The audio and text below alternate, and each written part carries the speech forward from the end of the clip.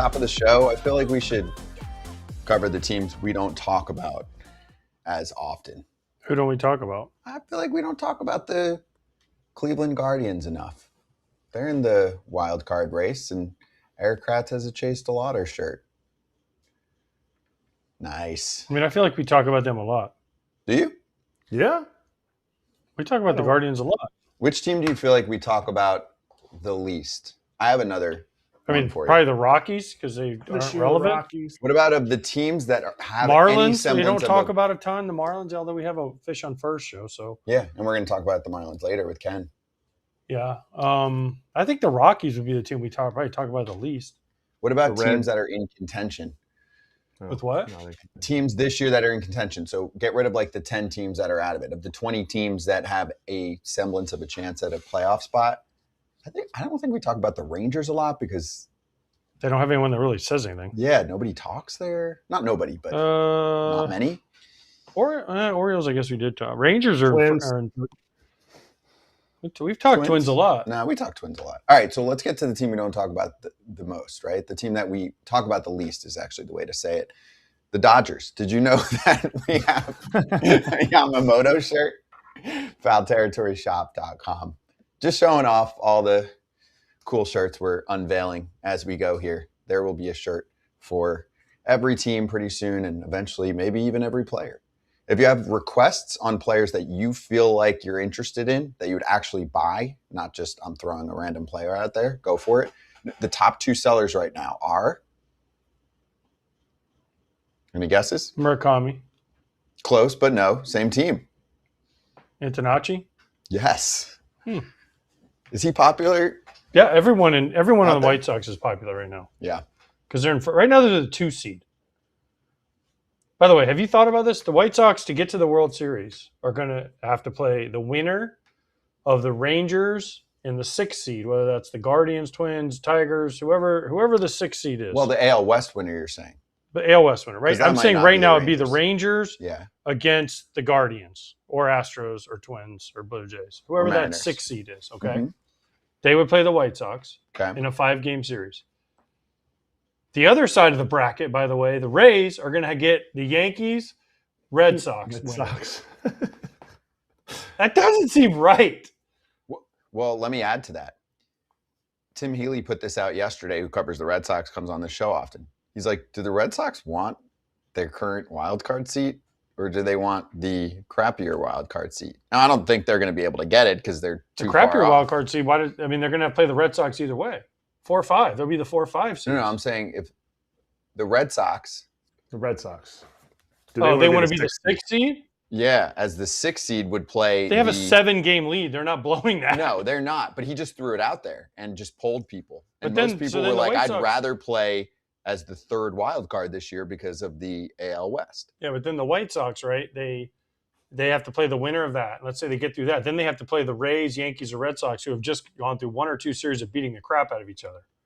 And the White Sox, they have a chance to go to the World Series. But this actually creates Think about that. That's crazy. This creates a lane, though, for the sub-500 team that could come out of the 3rd wild card in the American League. Or be the AL West winner. Right. But I'm saying they could beat the AL West winner, that crappy wild card team. Then they play the White Sox. No offense to the White Sox, but they aren't super battle-tested. Like, that path could be intriguing for a sub-500 team to get far. For the Astros team that Who starts the first game? Who starts the first game is the question that will be asked for the White Sox when they make the playoffs. Sean Burke. That's easy. He's the best pitcher. Yeah. Sean Burke. There's not even a question. Okay. I mean, who else do you think it would be? That's the answer. Yeah. Sean Burke. And Castillo will slot in somewhere. Anthony Davis Martin, I don't know. Davis Martin's been up and down, but he's hurt. So, all right, enough White Sox talk. Let's get to the streaking Mariners. Charging the mound. Is Cal Raleigh back? No. Wow. It's 1 game. It's 1 game. He had a great game. I mean, Scooter Gennett hit 4 homers in the game. Was he a Hall of Fame player? No. I mean, it was a great game for Cal. 3 hits, 3 homers. He's still hitting 160 with the low 6s OPS. You need to see a lot more. I need to see a lot more. He had 1,000 OPS almost last year. I think it was right at high nines. He also had 60 homers. He has 17. No, he's not back. Mariners have won 1 in a row. Yeah, Mariners are hot, baby. Phillies had won 9 in a row, Kratz, but they lost this one. Zach Wheeler did not look good. He hasn't looked good lately. Gave up 4 dingers. I want to focus on the positive first. Do you feel as strongly as AJ does? Do you think there's a chance that Cal Raleigh suddenly finds it and helps ignite the Mariners' offense to even close to average league-wise, and that gets them over the playoff hump and either in a wild card spot or the division? I mean, I don't even know close to average league-wise, just Cal Raleigh average. Like, if he gets his OPS up to 700 for the season, that would be a mega lift for this offense that has struggled, not last night, but for most of the season. So to get him to just closer to his career average, yeah, I think he can do that. I mean, you're riding high after a 3 home run game, but he also had a home run, I think, Friday night against the Cubs, right-handed. I think you have to feel like it's going to turn. I've said this probably 4 or 5 times at least this season, and maybe this is the time. By the way, I didn't mean him becoming a league average hitter. I meant the Mariners becoming more of a league average offense, because that's what's been dragging them down. No. They were hitting much more last year, led by Cal. Yeah, Cal was better. Naylor was better. Crawford was better. Julio was better. Everybody was better. Julio flipped it on us this year. He was better in the first half. Yeah, which normally is the complete opposite. But he had a really good first 2 months. Mm-hmm. I think the Mariners aren't even where they are, which I think 3 games out is tough. I mean, they're not like – I guess they're kind of in striking distance. They got a decently easy schedule after they get through this next 9 games. But without Dominic Canzone and Randy Arozarena, where is this team offensively? Great call. And he's having a great year. Young. Cole Young? No. Jacob. What's his name? No, you're right. Young. Cole Young, too. What about Cole Young? And Cole Young. On the season? Yeah. For a rookie, I think no, you're right. You're right. That's fair. Yeah, for a rookie. I mean, when you talk to Mariners people, they say Young has been really huge for him. That's fair. Canzone, Young, and Arozarena. Not just the bat, like everything, all around but player. the bat too. Yeah, he's got a ton of big hits for him. Bats, right? 703 OPS, 102 OPS plus, 4-win player. Yep. Yeah, that's good. You'll take that first year. They got to get in. They got to get into the playoffs. And so are you saying, you asked, are they a league average hitting team? I don't believe so. What has shown you in the last 2 years that they will become a league average hitting team? You keep butchering the question I'm asking. You've done it twice now. The first time you were like, oh, I'm not talking about Cal being league average player. I wasn't saying that. I was saying, can Cal spark this offense to play out production-wise more like a league average offense? Because if it did that, I think that would have made all the difference. They've been performing as a bottom 5 offense in baseball. That's all. I'm saying over the next month and a half, can this offense at least recover a little bit to be more along the lines of league average, which is, what Cal was talking about post-game. Hey, like the whole wipe the rest out. It's an endurance battle. You just look at right now going forward over the next month. That's all I'm saying. No, Kratz, this year, it's not a league average offense. It's been a poo-poo offense. Poo-poo. Yeah. I mean, before the season started, most people were like, oh, they performed well last year, and now... At the end. What? They performed well at the end. I think they performed consistently much better than they usually do. Second half. Okay, but second half they were great. They got Naylor, they got Suarez. Mm-hmm. Second half. So they bring Naylor back. You expect something not a great for year. Cal. Nope, not a great year. Suarez is not there. Young and Emerson. Young, good. Emerson's in AAA. Well, he good. was, and then he got hurt. Yeah, I actually did have surgery. He's having surgery tomorrow. Yeah, no, I know. On the wrist. But yes, he was playing hurt, whatever. And yeah, most of the guys took a step back. That's what happens. Yeah. So it's one game. Yeah. So, I mean, there's lots of guys that have great 1 games. Yep. I mean, Domingo Germán threw a perfect game. Phil Humber threw a perfect game. Cal had never had a 3-homer game. I figured out maybe last year he had one. Nope. 2 homers. He had a lot of 2-homer games last year. He did.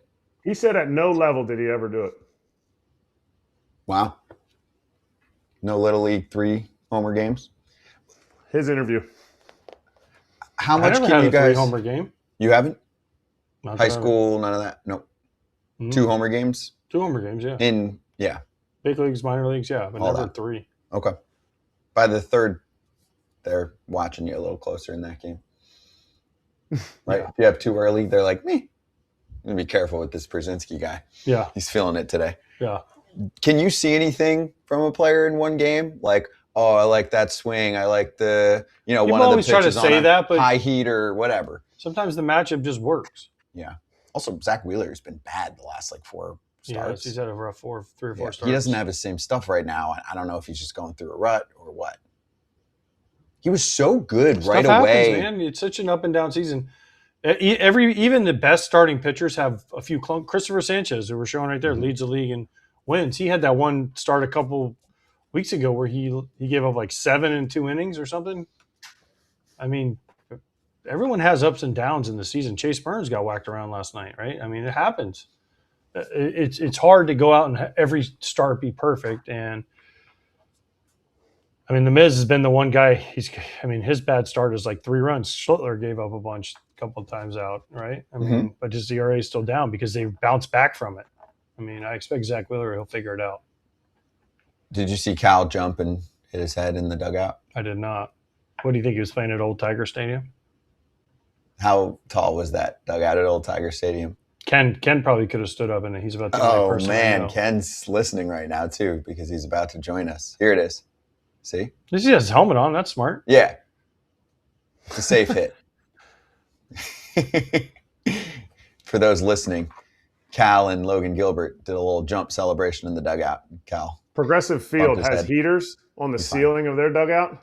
That will catch a bald man's head. I don't know if AJ ever hit his head on those heaters. No, I wasn't jumping.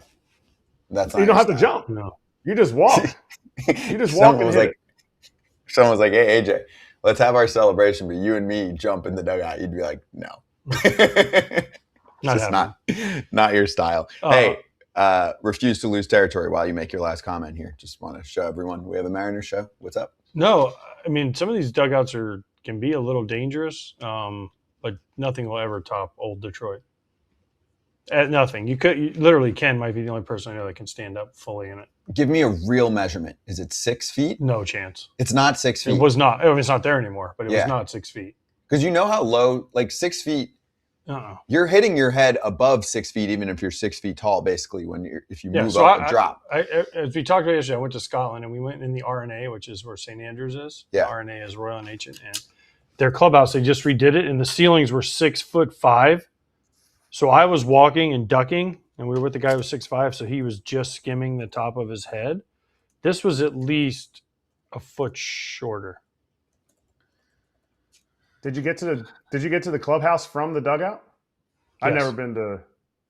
Yes. So you had to duck to get in there. You got to the clubhouse from the road. The road, there was a door. You literally walked in this door from the road. I mean, right into the clubhouse. I'm sure Ken will tell us when he comes on. You got off the bus, right off the street, right in this door to the clubhouse, which was from me to you from the people. It was just a door. And the clubhouse was about the size of this area we're in right now. And then you walked down this hallway, and there was a urinal on the left. And then you went out to the dugout, and the dugout was literally this high. And on the best thing about Old Tiger Stadium was on the urinal above it, it said some of the best players in the history of the game have pissed here. Play like one today. That's cool. That was cool. And then the bullpens were the pill So you literally sat in the dugout, and there was this much, or in the bullpen, and there was this much. You sat and you looked and watched the game. Right. The World War II pill boxes. Yeah. Dugout the clubhouse was smaller than Wrigley's old visiting clubhouse. Oh yeah. Yeah. And this is back when they gave you this is back when they gave you this is like when they gave you a pizza after the game for spreads. I mean, it was awesome. It was Caesars if it was Tigers. It was awesome to check it. I mean, old Milwaukee might have been worse, but at least you could stand up in the dugouts there. Mm-hmm. Hey, we got a break. Ken Rosenthal joining us next.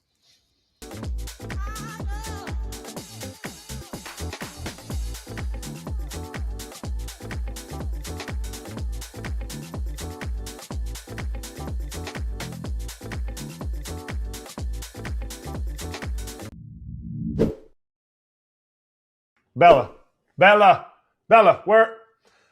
I don't know where Bella is, but I know how to take care of my pup. Kratz, while you find Bella, today's episode is sponsored by the ASPCA Pet Health Insurance Program. The ASPCA Pet Health Insurance Program offers customizable accident and illness plans that can fit your budget, your lifestyle, and even your pet's particular quirks. Because let's be honest, vet bills can add up fast. And when it's time to submit a claim, it's easy. Just use their app and receive reimbursement for eligible vet bills directly into your bank account so you can get back to focusing on what really matters, your pet. To explore coverage, visit aspcapetinsurance.com/FOUL. That's aspcapetinsurance.com/FOUL. This is a paid advertisement. Insurance is underwritten by either Independence American Insurance Company or United States Fire Insurance Company and produced by PTZ Insurance Agency Limited. The ASPCA is not an insurer and is not engaged in the business of insurance. The Rays won on Monday night, 4-1, your final score. Final line for Framber Valdez, 6 innings, 4 runs, 3 earned, 2 walks, no Ks. Okay. Did you see the swing and miss situation? No whiffs on 41 swings. Framber Valdez can get some whiffs. Did they have something on him? What they did great was they laid off his curveball. Most swings against the Tigers pitcher. Forget that part. Let's go to the bottom here from Jason Beck. Last MLB pitcher with 41-plus swings without a whiff. Genesis Cabrera in 2019, 44. Like, this does not happen in today's game. No. And you would think it would be from someone else. I know Framber gets a lot of ground ball contact, but he also gets whiffs. Yeah, but it's usually on his curveball, and they were laying off the curveball last night, especially in that first inning. I watched the first inning of this game, and it was like curveball, and they fouled off, took it, fouled off, took it. He hasn't been great this year. Let's just say that. He is an interesting case of he's been his whole career. He's got a no-hitter.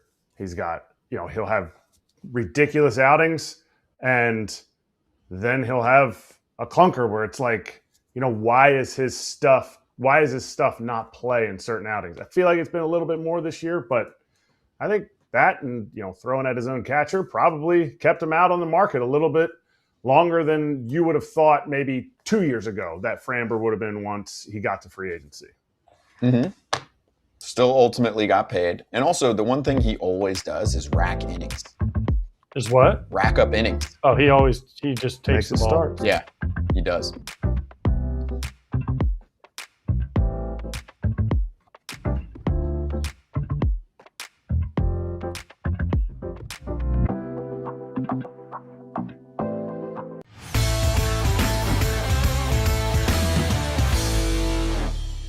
Look who's back. It's the Inside Scoop with FT Senior Insider Ken Rosenthal. Ken, it is good to see you, and I'm going to dive into the Red Sox first. We'll eventually get to the Astros and the Marlins and some storylines there. Roman Anthony is going to come back this week. I don't know if we have the exact day down yet, but it's crazy. They've done this without him, and I remember most of the season talking to you and being like, hey, the Red Sox were hoping he was going to be their main man. Well, can he do that for the last month?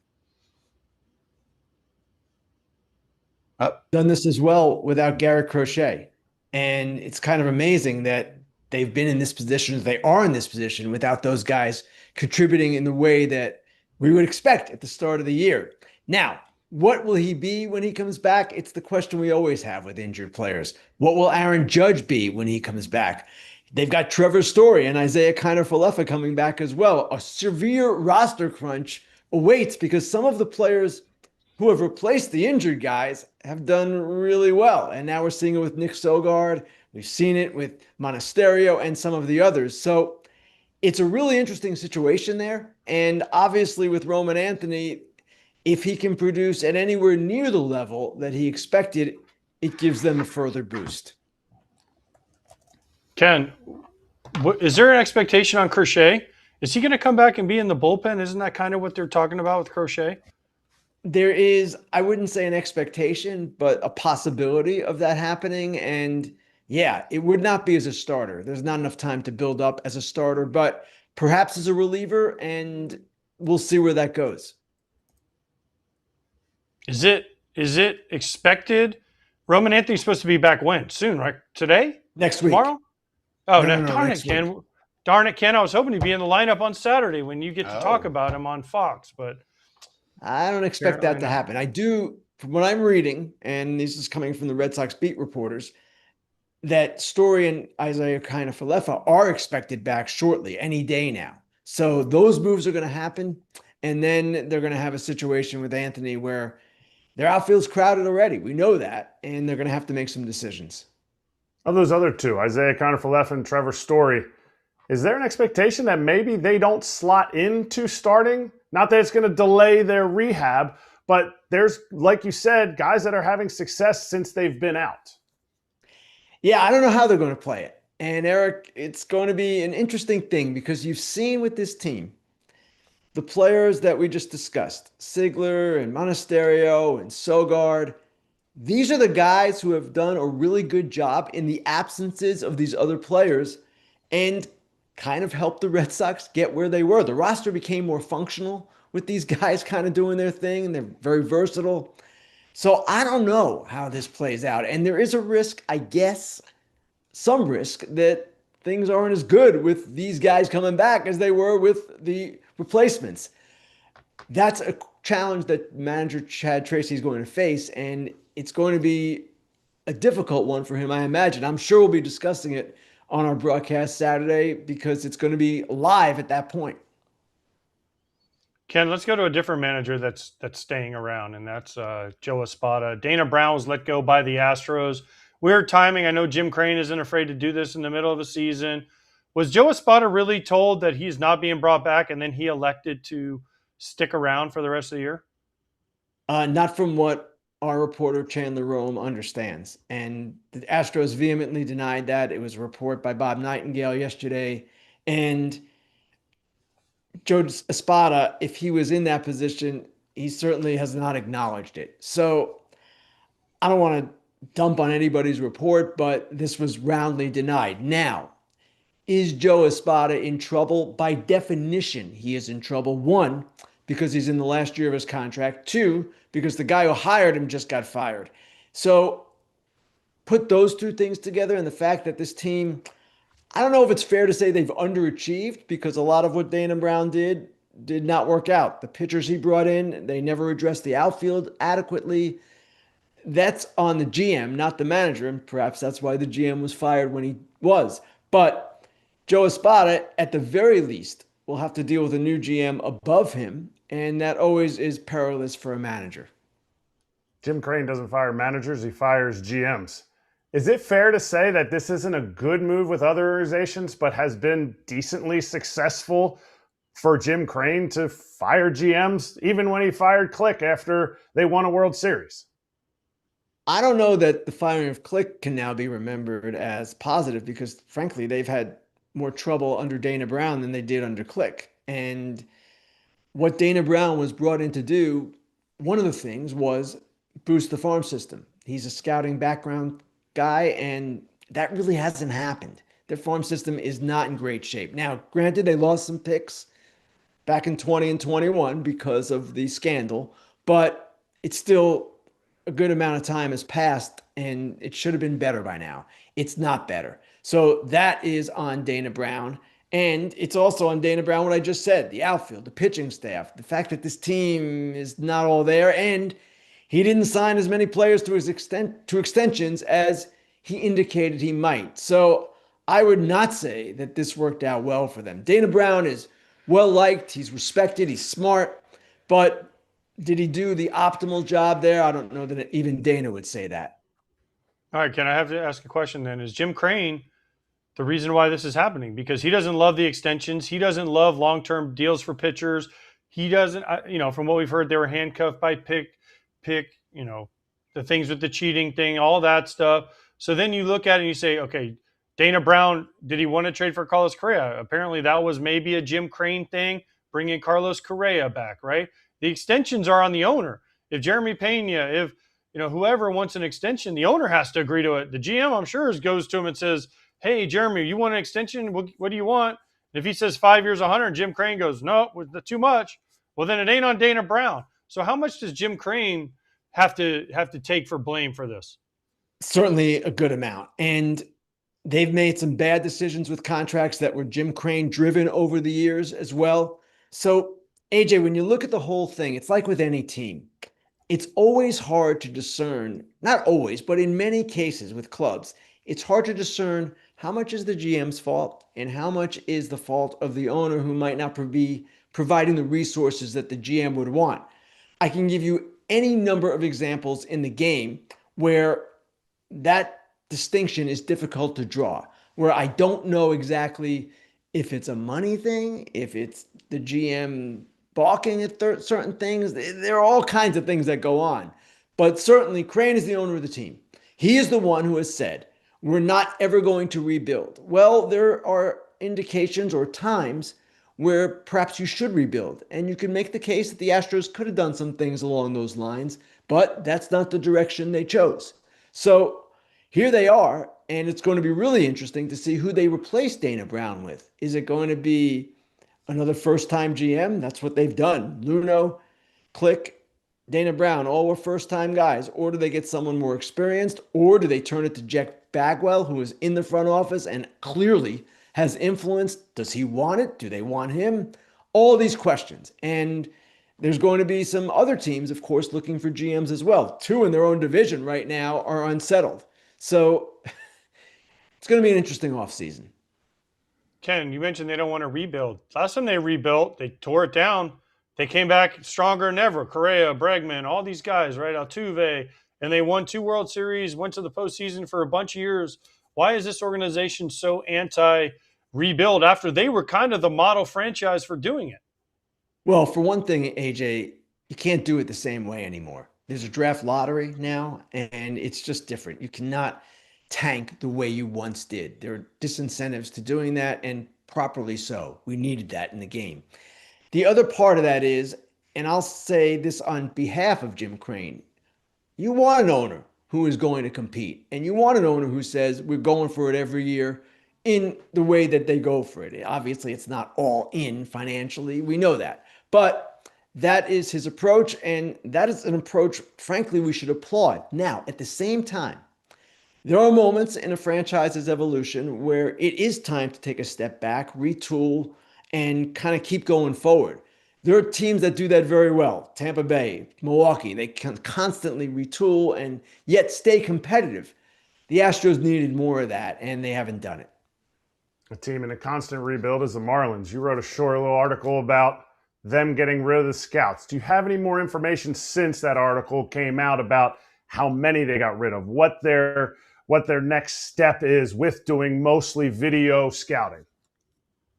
Well, this is something that has gone on with a number of teams, and we don't know the exact number of people that were let go. My initial source told me 6 to 8. That sounds like the proper range, or at least the accurate range for what this was.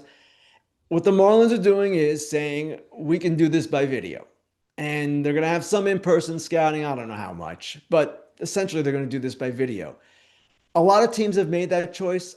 In my opinion, it's not the right choice. Video is fine, and video gets you a lot. Does it get you everything? No. Now, teams will say that having a scout in the ballpark and what he might pick up either on players, personal lives or different quirks in their work habits, whatever they might pick up, is not worth the investment of having them on the road. I don't know about that being true. I don't necessarily buy that. To me, having eyes in the ballpark, there is value in it. And can I economically quantify it to maximize the efficiency, which is what all the teams want? No, I can't do that. But if you're telling me there's no value in that I would disagree with. At the same time, this is an economic decision teams have made, and it's not like the Marlins are the only one. Asking a few people around since you wrote this, they don't necessarily think it's all economic. Have you heard anything about the fact that video can be evaluated by artificial intelligence, AI, and teams are leaning into that, and the Marlins are the most thought of as the most progressive, but have teams had success going to this model of video and less scouting? I don't know the exact answer to that, Erik. Obviously, they do it, and they do it because they believe it's going to lead to more success, and they believe it's a more efficient way of scouting. Is it making teams better, or teams that were at the forefront of this better off than teams that weren't? I don't know the answer to that. Ken, there was a team that tried this about 20 years ago. I don't know how many years ago. It was the Oakland Athletics, and their drafts then went on to be some of the worst. Remember, they fired all their scouts right after Moneyball. Billy Beane had it all figured out. Him and Billy Beane, Paul DePodesta, who's actually, now in Colorado, but, they had it all figured out, right? Because just have guys that walk. And then they went and did all video scouting, remember, and they just looked at the numbers of guys in college, and every draft was college hitters, and they thought they all had it figured out, and it didn't really work, and now they've gone back to having scouts. Is this a case where the Marlins could do this and then have to bring back scouts later? It is, but the trend in the game is not that way. And again, it's not something I agree with, and there are a lot of good people in baseball who have either lost influence or lost their jobs in recent years. And I know, as I said before, the answer that clubs will give you is these guys weren't all that, and they weren't contributing as much as people like me think they were. And that may be all well and good. But what we don't hear about is what is missing with the video scouting and what teams might be missing, and the decisions that are made that maybe aren't as shrewd as they should be. There are a lot of bad decisions made with all these clubs operating under this maximum efficiency that they claim to be pursuing. So, yeah, they can operate how they want to operate, and I understand it. And I understand the economics of it and why they're doing it, and they believe it's a better way to go about it. But you're telling me that it's improved decision-making across the game? I don't know that that is necessarily the case. One clarification here too, Ken, pro scouting department. So they're looking at minor league players via trades, waiver wire, scouting, obviously for the team itself on, hey, picking up tendencies, right? Like, can you explain anything on that front and how that could affect the way that actually a team like the Marlins finds a diamond in the rough? They just feel like we can find the diamond in the rough via video. We don't need to have guys out or girls on the scene finding a waiver claim that ends up being the next big thing for us? Well, you're right, Scott, that people should understand there are pro scouts who scout professional baseball. There are amateur scouts who scout amateurs, guys that are going to be drafted. And there are international scouts looking at the international players. Again, with the pro scouting, it has definitely been diminished across the board in recent years. Now, the Marlins have taken what seems to be a pretty severe step. It basically sounds like they've eliminated the entire department. They deny that, but it's certainly the guts of the department have been removed. There are other ways to scout, yes, and that's what we're talking about here. Again, do you get everything you might get otherwise? These teams say no, and these teams say this is the way to go, and I don't have an exact answer. What I was just saying before is that, and this is a complaint I hear from more old school baseball people. Okay, they say, we hear about our bad decisions and we make mistakes. Everybody in baseball misses. That's the beauty of the game. It's a game of failure, not just on the field, but off the field. Fine. But what about the misses that occur under these new systems? They're not talked about. And that to me is a fair assessment that, yes, we've changed the game, or the game has changed in many ways. And in some ways, definitely for the better, the technology and all the things that are available now, data, everything has given us a greater understanding as fans, media, and of course, from a club perspective. But you still see mistakes. And that's the old school people's complaint. Hey, we made mistakes, sure, but there are mistakes still being made. Ken, it's so hard to replicate having a guy in the stands. You know this when you do games. In the stands, the atmosphere, watching a guy, the way they react to situations. Absolutely. That's the thing that I think that the video, fine, you can measure bat speed, you can measure launch angle, you can measure all those things, pitch spin, all those things, but you can't measure a guy unless, I'm telling you, unless you're sitting in a dugout, unless you're sitting in the stands watching a guy, how they react to situations. And that's what I think will be missing. That's my comment. I mean, I think scouts are very valuable. I think video is very valuable. I think there should be a mix of the two. That's it. It's just really hard to evaluate a guy's heart makeup, all those things without actually putting eyeballs on the guy?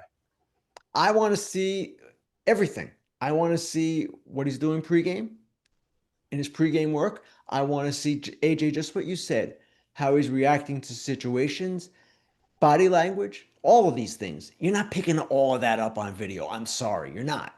So, yeah, there is something that is lost when you eliminate the scout in the ballpark. And again, this is an argument that's been going on in the sport for years, and there are two sides of it. I just feel that the value of those in-person scouts has been diminished to the point where it's not right. These guys do have value. All right, last one, Ken. This weekend, you have the Yankees, the vaunted, the unbelievable Yankees-Red Sox series. What do you see, or what are you intrigued about seeing in the coming week and this weekend with the Yankees? With the Yankees, well, obviously we're monitoring their injuries, right? Judge and Fried and who's coming back when. But they're trying to stay in the race in the AL East with Tampa Bay, right? They're trying to possibly win the division title. So how are they going to respond to that? That's what we've been watching for a couple of months now with the injury situation. And Ryan Weathers is the latest. Giancarlo Stanton's not coming back, it seems. So they still remain in this spot where they're not fully healthy and they are still trying to compete. Every team is in this position, but they're missing some key pieces. So what we will see on the field, okay, it's pretty good. It's always pretty good. They're the Yankees. They're a quality team. But this is a big series for them because the Red Sox are chasing them too for that top wild card spot. And it's always interesting when these teams get together, guys. Things seem to happen. And that's the nature of a rivalry game in many ways. But we never anticipated early in the season that this particular series would be meaningful. It's meaningful now. Oh, yeah. I love it. Always good fun to have the rivalry Wait, back. Ken, you're going to be in Atlanta, right, on Thursday for Dodgers Brewers? I will not be. Oh, Dodgers are playing the Brewers in Atlanta? That's interesting. I mean, Dodgers like Braves, sorry. Neutral Dodgers site. Braves. Oh, the Braves used to be in Milwaukee, so, you can understand my confusion. That's You're right. going to be in Atlanta for that. Yeah, I thought Ken might come for that game. It's two first-place teams, big. Oh, but it's only on FS1. Should have known, Ken. Should have known. It's on Fox 1, but it's not on Big Fox. So Ken only does Big Fox. That is not true, but okay. Ken's very refreshed right now, just back from assignment. So Ken, it's good to see you. Thanks, guys. Good to see you as All well. right, welcome back. See you soon. Ken Rosenthal, FT Senior Insider. You can catch him this weekend on Big Fox or on the Fox One app. You can catch AJ on Dodgers Braves Thursday. It's Yamamoto against Sale. I know, it's a great matchup. Wow. And Saturday with little Kenny. Oh, wow. You're on the Saturday. Yeah, Red Sox Yankees. The big boy. Yeah. Red Sox Yankees. All right, so at home or on the go, live or on demand, never miss a moment. Stream now. Start your Fox One 3-day free trial today at fox1.com.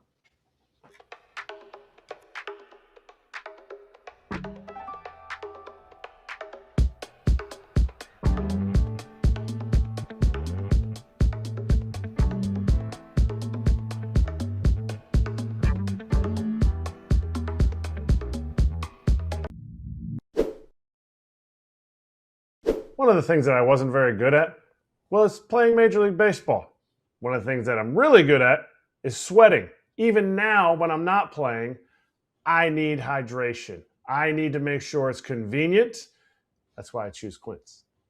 Yep, Quince electrolyte stick packs to the rescue, Kratz. They taste great, and the zero sugar options are stevia-free. They're keto-approved, naturally sweetened with fermented rice. And like everything Quince does, they're thoughtfully made and priced well at $20 for 30 servings. They're less than half of the leading brand. Give your body what it really needs to stay hydrated. Go to quince.com/foul for free shipping on your order and 365-day returns. That's QUINCE.com/FOUL for free shipping and 365-day returns. Quince.com/foul. These statements have not been evaluated by the Food and Drug Administration. This product is not intended to diagnose, treat, cure, or prevent any disease. Good trivia question here. 3 earned runs or fewer in 26 of 28 starts for Cade Cavalli. That's the most in Major League Baseball. Schlittler and Mizrowski have 24. He's got 26. He's been good, man. So good. He's been so good. And my over still hit because what I tell you, the Nationals score a ton of runs. They do. They score so many runs, and guess what? My bet will maybe not always. A little sneak peek into my bet later. That's right. And their bullpen gives up a lot. Their bullpen gives up. That's what I said. Cavalli could go 8 no-hit innings, and they could give up 9 in the ninth. It took him a while to really get it all together. Not this the year. Injuries and the no. I'm saying in his career. You know why? Because he came on with us in spring training, and he had that cool mustache. That was the difference maker. 22nd overall pick in 2020, the weird COVID draft. Remember that? There were a number of college starters I remember taken back then. Asa Lacy, who didn't pan out.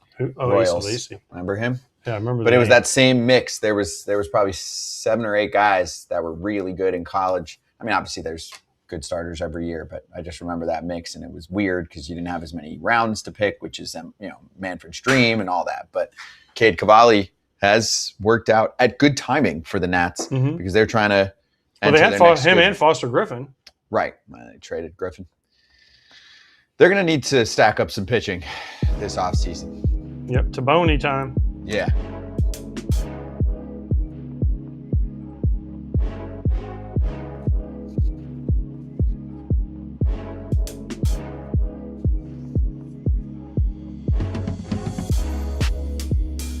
Right.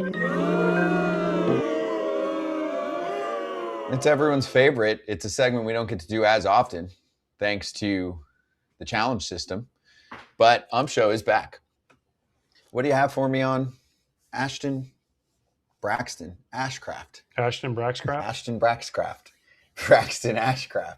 Well, this is the Chris Sale. So can we figure this out? So he told the umpires that he was going to pitch out of the windup, and then he did it, and then the hitter went by, and then the second hitter, they called him for a balk. It's the same thing as Chris Sale. So can we just get some umpire, any umpire, come out and say you have to declare before every hitter? If you just tell the players that, they'll do it.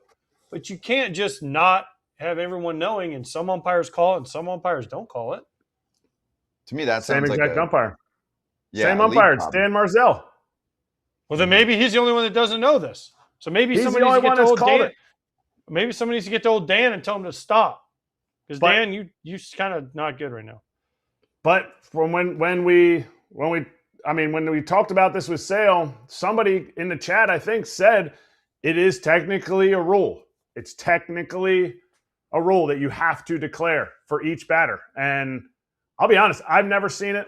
And in the pitch clock era, it's not something that's in that timing of a pitcher, timing of a catcher to declare that. And Dan Marzell and his crew has gotten it. And it's been Dan both times behind the dish calling it. Okay, so maybe it's his problem. That sounds like an ump issue. Sounds like a one-guy problem. It was like Bach and Bob Davidson forever. He was the guy. There's certain guys with umpires that just have certain things that they're going to call. Yep. And Dan Marzell is the guy who's going to call you for a balk. If you don't, every pitch, if I was the pitcher, I'd be like, wind up! Just make a mockery of it. Wind up! But that's stupid, though. That's making it about him. Even if he's the one following the rules, well, then everybody else isn't following the rules. I think you need to all get together and decide. Can we just get a clarification from the league? But that's the league and the umps and all of that. That's what I'm saying. But can we not get the league to come together and say, hey, guys, this is stupid that they have to declare if they change, if they go from windup to the stretch, fine. It's not that hard. It's time. To me, it's time. Why do you have to declare each time? To me, if you switch, yes, you have to declare. If you have somebody that's on third and you just said, okay, maybe that's a bunt attempt, so we're going to go from the stretch. No chance. You got a power hitter, so we're going to go from the windup. No chance the guy's, faking, stealing, shift, whatever. But if you don't change, to me, why do you have to declare it again? You shouldn't. That's my point. Why can't we get clarification from MLB? Don't you think the teams are calling and complaining at this point? Well, the Braves and the Pirates. probably are calling and complaining now. Yeah, they should be, right? I mean, Don Kelly didn't get ejected. How Chris Sale didn't get ejected, I still haven't figured it out. But he got ejected the next day.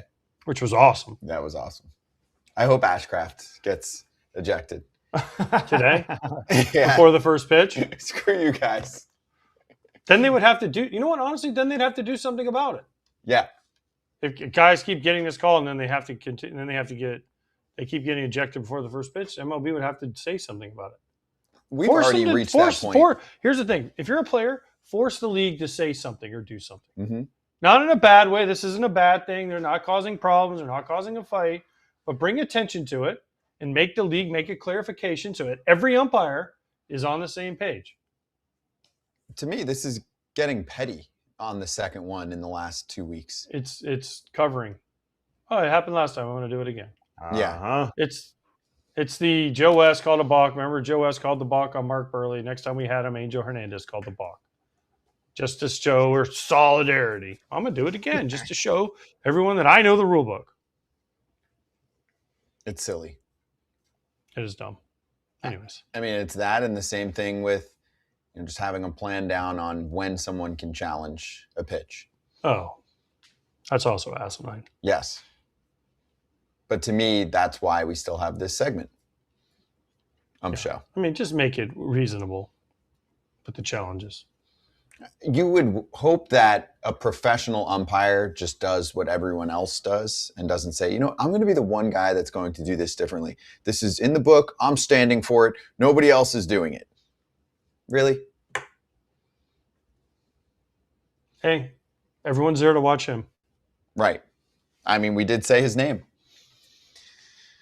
All right, let's get to more beef after this. We'll talk to Patrick Mooney about the Cubs and the Diamondbacks getting into it.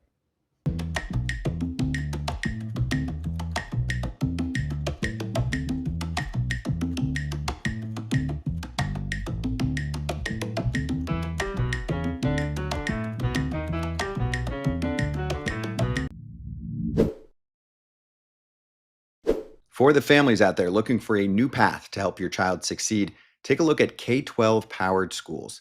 K-12 offers tuition-free accredited online public education for students in kindergarten through 12th grade. It's all in a setting that works for your family. And K-12 has been around. They've been a leader in online education for over 25 years, serving over 3 million families with flexible education options tailored to each child's needs, interests, and goals for the future. K-12's dedicated teachers are trained in virtual instruction and they provide real-time support. Hey, we've heard Todd Father on here talk about how his kids have gone through homeschooling and it's really helped them for a family that is very much on the move during his playing career. So you can see how K-12 Powered Schools can help unlock your child's full potential. Enroll online today at k12.com/FOUL. That's the letter K, the number 12.com/FOUL. K12.com/FOUL. This was the tweet that I referred to at the top of the show. We found it. The Red Sox are in the same spot now as they were last year. This coming from Tim Healy, who covers the team. Would you rather, A, get the number 2 wild card and visit Yankees in the first round, or B, get the number 3 wild card and visit the AL West winner in the first round? And he said in parentheses, of course you get the top wild card. You host, but that's not the question here. A or B? I know that there's a huge gap and it's not going to happen, but if it was a small gap, I mean, honestly, you probably wouldn't mind traveling to Texas or Houston, whoever wins the AL West, right? Mm-hmm. I mean, if it's Seattle, it's a little bit different because that's a hell of a hike from Boston to Seattle. The Rangers win the AL West. Wouldn't you rather play them than the Yankees? But you get DeGrom and Eovaldi and McKenzie Cole. True. In a 3-game series. I'm just saying. Rather play the Astros or versus Schlittler, Cole, and Fried, Rondon, whoever the Yankees run out there in Yankee Stadium. Tough choice. I would look at the Red Sox and the Yankees. They both play better on the road. Now I know the Red Sox sucked at home at the beginning of the season, but they both their records are better both on the road. So maybe they just want to keep it. Maybe the Red Sox want to keep it the same and go into Yankee Stadium. Either way, they got a gauntlet of 2 pitchers to face, whoever they have to face. Mariners, Rangers, or Yankees. The top 2 in those rotations, top 3 in some. Foof.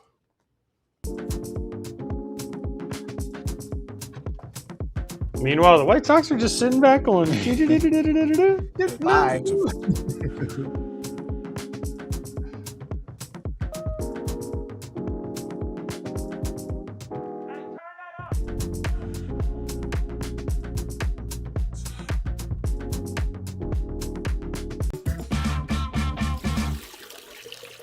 Hey, it's Patrick Mooney from Northside Territory and The Athletic. He covers the Cubs. Patrick, good to see you. I know you just put something out on Justin Steele. I did want to actually start there and relate it to really what the pitching plan is going to look like for the Cubs, who actually have to still play the next month, but should be in somewhat of a postseason prep mode too. So what are we thinking here?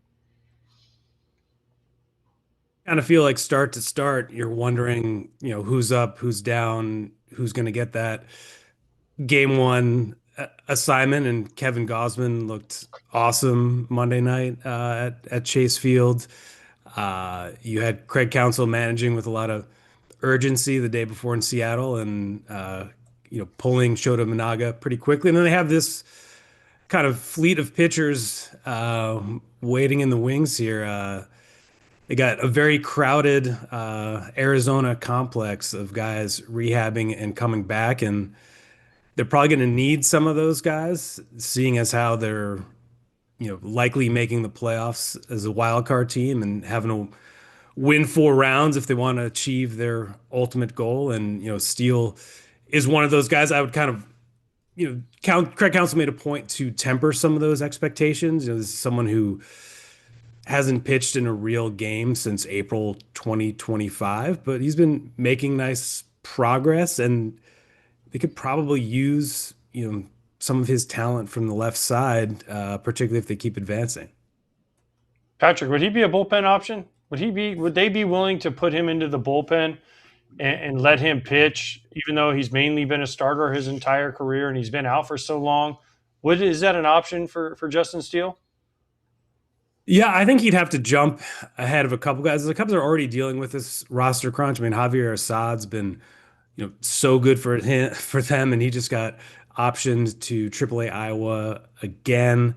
I think Ben Braun is someone who's going to factor into this as well.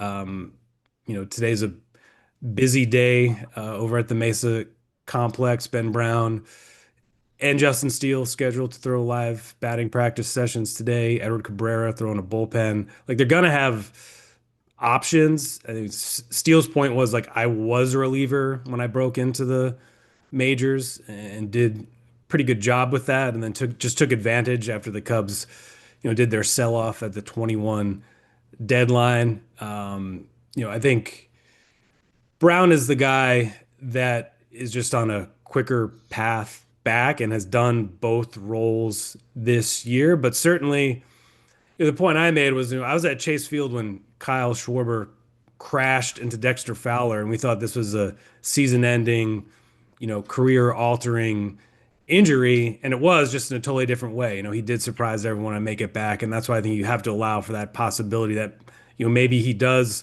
finally get that moment in October after what's been a really long road back from, a major arm injury. All right, so you're saying Steele's going to be used for short bursts. Cabrera could be used as short bursts. Ben Braun, all those guys are using. Does that change how they would build that playoff rotation? Or do you still think if Gausman trends the way he did in his last start, he's the number 1 starter, and then you save all these short bursts for Boyd, for Imanaga, guys who have a tougher time third time through the order, maybe even second time through a platoon order? Yeah, you guys know how managers run their pitching staffs in the playoffs now, getting 3 2/3 or 4 1/3. And, there's you get a standing ovation, walking off the field. And yes, I think Gausman and Clay Holmes were required to be starting pitchers in their playoff rotation. Matthew Boyd was a Game 1 playoff starter last year, opening day starter this year, an all-star the year before, has a nice baseline of playoff experience. I would, figure that he would, operate as a starter, and all these guys are going to have short leashes. You guys know how Craig Counsell operates. They put this puzzle together. They've done a really good job with it amidst just a barrage of pitching injuries. And so you also have, if you're working backwards as well, Daniel Palencia just came back and he was, just an electric reliever last year. He brings something totally different, 100-mile-an-hour fastball, swing and miss stuff. Jacob Webb has been really good in the interim as a closer. And so while I feel like I'm being way too positive for AJ's taste, I feel like they will have a lot of options and they can see if it works down the stretch here.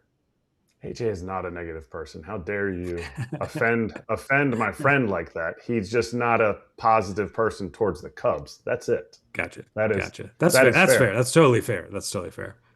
Is there a drop dead date on any of these guys because they're filtering into a new role, in the sense of if Edward Cabrera's bullpen, this whole thing slowly, and we get to September 15th, you can't just throw starters into the pen and be like, you get one outing and then we need you in the playoffs. Like, that's not the reality that we live in.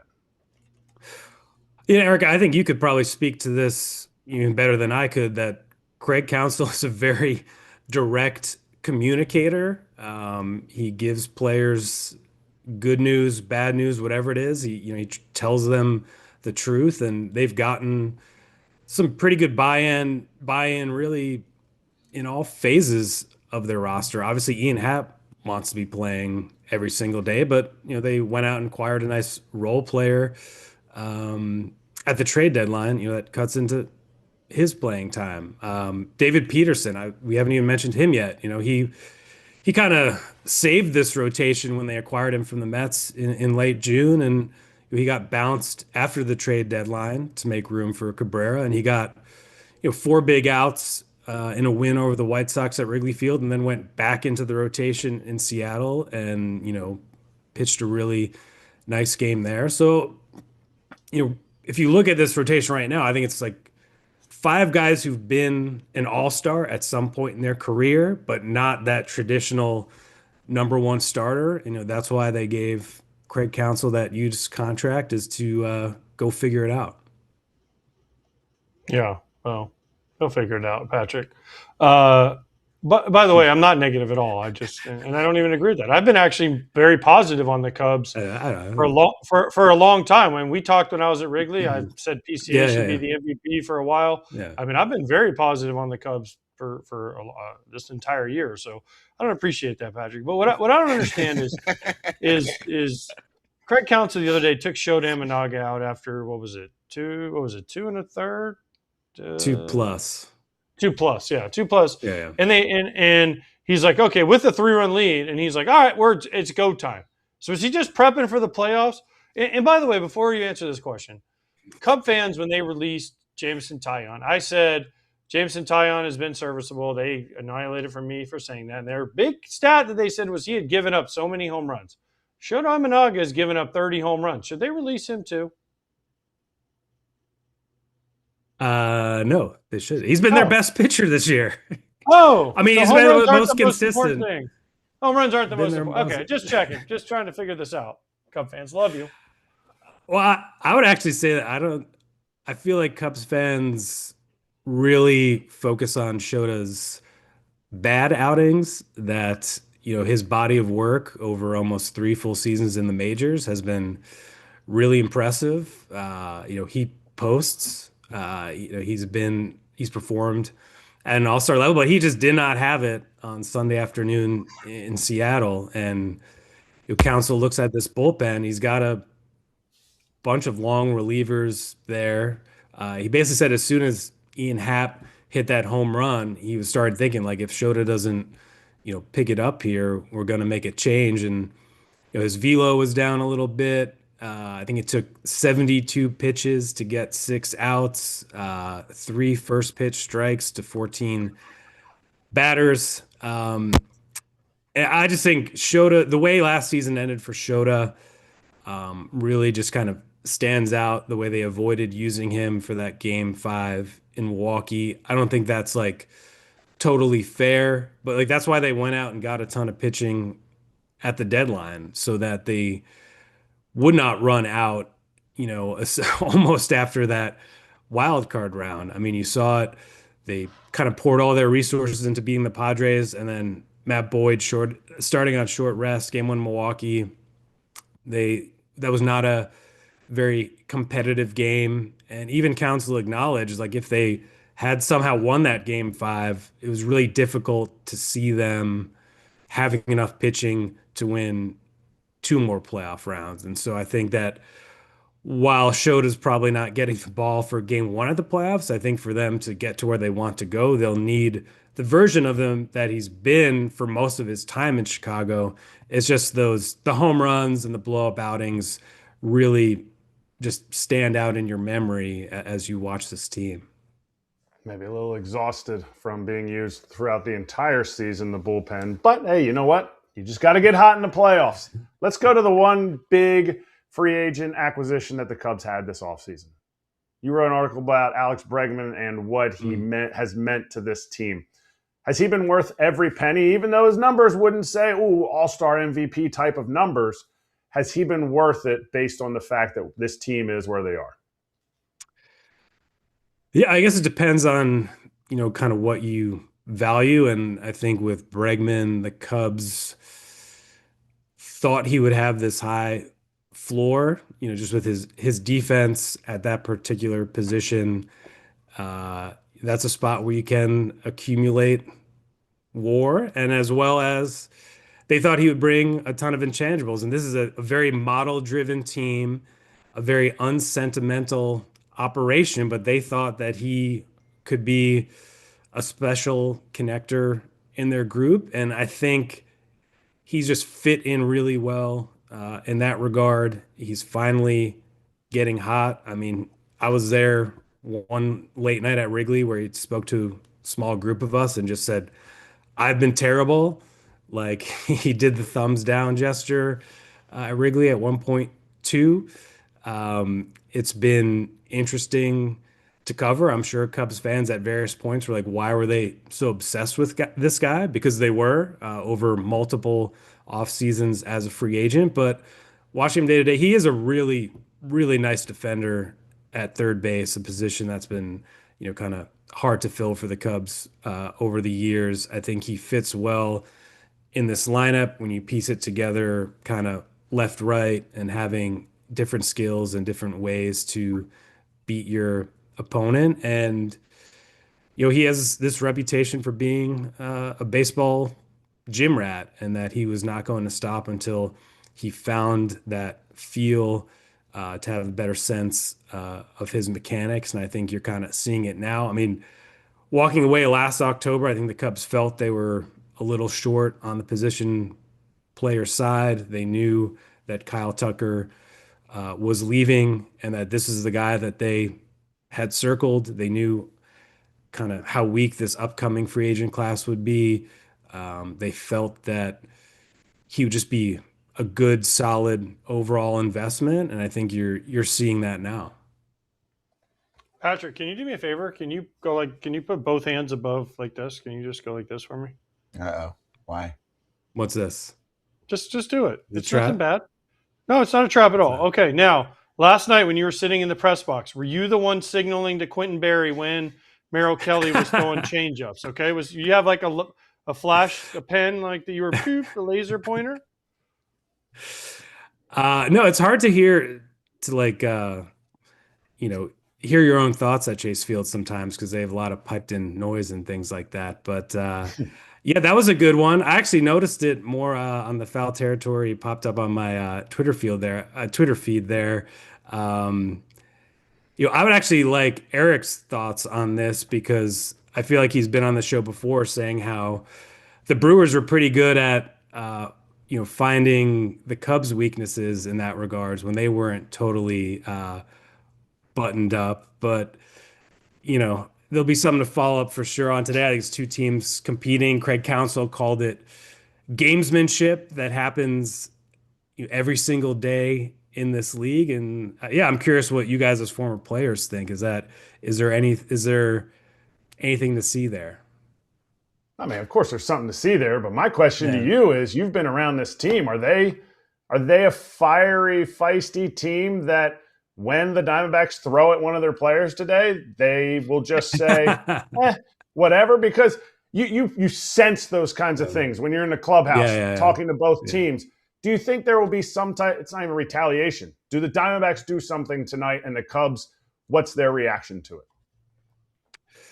Yeah, I don't know the Diamondbacks well enough in that regard. I do feel like these are two teams competing for a playoff spot. I think the Cubs in general, like this group, why Bregman was such a fit is because they do have these baseball gym rats who do like to study the game and kind of obsess over their craft and look at the finer details within the game. Like this is not a group that all shows up on the late bus or is kind of just sitting at their lockers looking at their phone for hours and hours before the game. They're pretty engaged. I think if you look at Quintin Berry's resume, the job that he carved out in the majors required as a designated pinch runner on some great teams required a really high level of attention to detail. So yeah, I'll certainly be asking around about that today. As when we were in the clubhouse, I was in the Cubs visiting clubhouse, so I wasn't really aware of Kelly's comments until my colleague at The Athletic, Johnny Flores, alerted me. He wrote up a good story on The Athletic, and I would recommend you check that out. I think it'll be fun to watch tonight. I feel like at Chase Field, when the Cubs come into town, there's usually a couple unusual things that happen. We'll see how much spillover there is tonight. Ooh, and we're going to continue this combo with AJ and Kratz. We have that Merrill Kelly sound too, so we'll let Patrick jump and get ready for the next round of a potential boxing match with those two. Patrick, thank you. Appreciate you. You got it, guys. Thank you. All right, Patrick is on Northside. Check it out.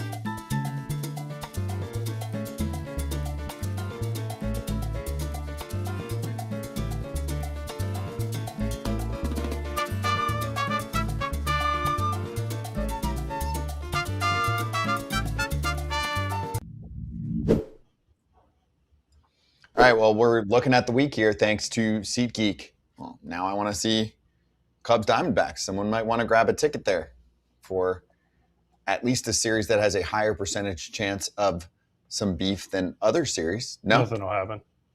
No? The guys don't do that anymore. They don't retaliate. I don't care, Jeff Bannister, Torey Lovello. I know they're a little more old school, but they just guys don't do this anymore. They don't throw at guys anymore. It's very rare when a guy gets thrown at. Jeff Bannister would fight. Jeff Bannister was like in the Marines or something. He used to do like those Marine workouts with his team. I remember. Wasn't he in the Marines? Was he? And he was in something. That's more of his Pirates player development background where they used to like jump in the sand and all that stuff. Banny's a strong dude. I get it. He was the one yelling at Flaherty, and Flaherty wasn't yelling, "We're not doing anything." Flaherty was yelling at him, "Fix it." You know what? If you think if we're changing, we're sending signs, fix it. So yeah, that's a good series to go to. But I mean, come on, just go on SeatGeek, and you can't this is going to be the Red Sox-Yankees series. Red Sox think they can catch the Yankees and get home field advantage for the playoffs. That's where you got to be. Get on there. Yeah. Well, no, but tonight it is the Braves. Braves-Dodgers. Glass now returning. Bryce Elder, they need him to pitch well. I mean, Can the Braves catch the Dodgers or the Brewers for the bye? That's the series right now. Is that the one that matters tonight? Mm-hmm. That's a hot race. Red Sox are finishing up. They'll keep going for a couple days against the Marlins. And the Yankees are taking on the Astros this week before Red Sox over the weekend. By the way, for Cubs-Diamondbacks the next couple days, the Tuesday night matchup is Clay Holmes, newbie to the Cubs, and Brandon Pfaadt, while it's Eduardo Rodriguez and Matthew Boyd on Wednesday Rodrigo's afternoon. been really good. He's sneaky good this year. Yeah, really good. So you know the code, Territory 10% off MLB tickets on SeatGeek. Make sure you click the link in the description of this episode so you can download the app if you don't have it, and then the code's automatically added to your account. So you can use it tonight, you can use it tomorrow, you can use it in a week.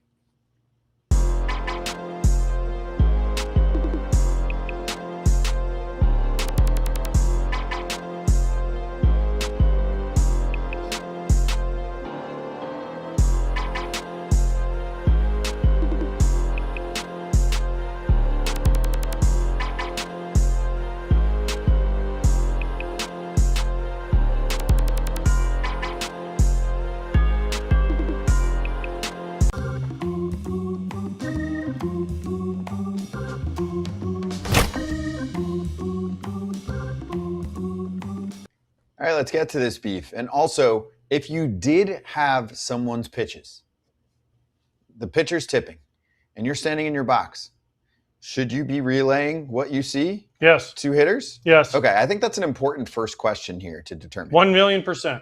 So then what's wrong with relaying that?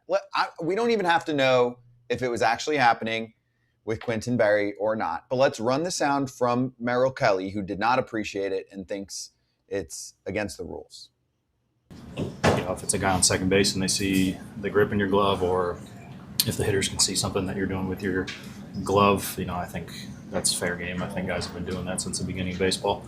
I think it's a little bush league when it comes from outside that. I think inside the lines is one thing. I think the guys that are standing outside the lines, I think it's a little bush league.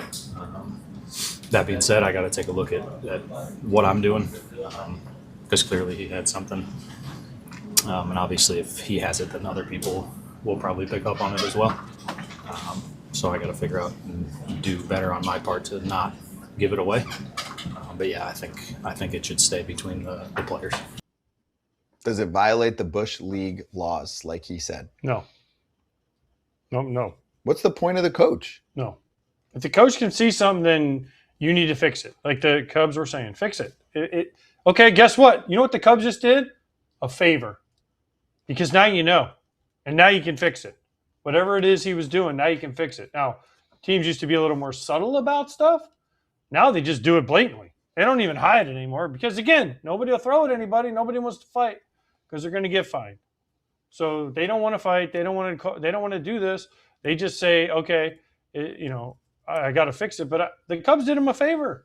If he's really tipping his changeup, and the third base coach can see it by standing in the box, then you know what? Fix it. Yeah. Quintin Berry was I felt like he was very discreet about it. And, he had both his hands. I can't do it because I'm on TV, but he had both his hands down to the side. And he was just like, with his left hand. That was what they were surmising that he was doing. That was the video that I saw. And now, if the third base coach is getting something from the dugout, maybe I can get on the side of Merrill Kelly here, but I feel like he's not off way down left field seeing something. It's not the first base coach out of the box. Like, they have rules now, so I don't agree with Merrill Kelly that it was Bush League. Can we show that photo too? The screenshot, and I think this is just a fan who was pointing this out, but the tweet got some pickup. The fan said, "This picture has everything. Merrill Kelly staring down the Cubs third base coach for half an inning, and Michael Soroka at the game, even though he's on the injured list." I was like, can we get Jeff Bannister to hit up the casino and go pick up Ketel Marte by his shirt and bring him to the seat next to Mike Soroka? And be like, hey, we still have a season going on. I love that Soroka's there. Of course he's there. It's great. And also, a lot of guys do this. A lot of guys are still there, especially in Arizona where everything's there, right? I would be there. What else you got to do? Nah, are you part of the team? Do you care about your team's season? I always thought I did. You're there. 100% I'm there. But I'm not. Yeah. It's never gone through my head to not be there. But staying on the topic of the sign stealing and everything, like, where is the line? The line is drawn by whoever draws the line. If Merrill Kelly thought it was Bush League, just like some pitchers are like, that's Bush League, you're bunting on me, don't bunt on me.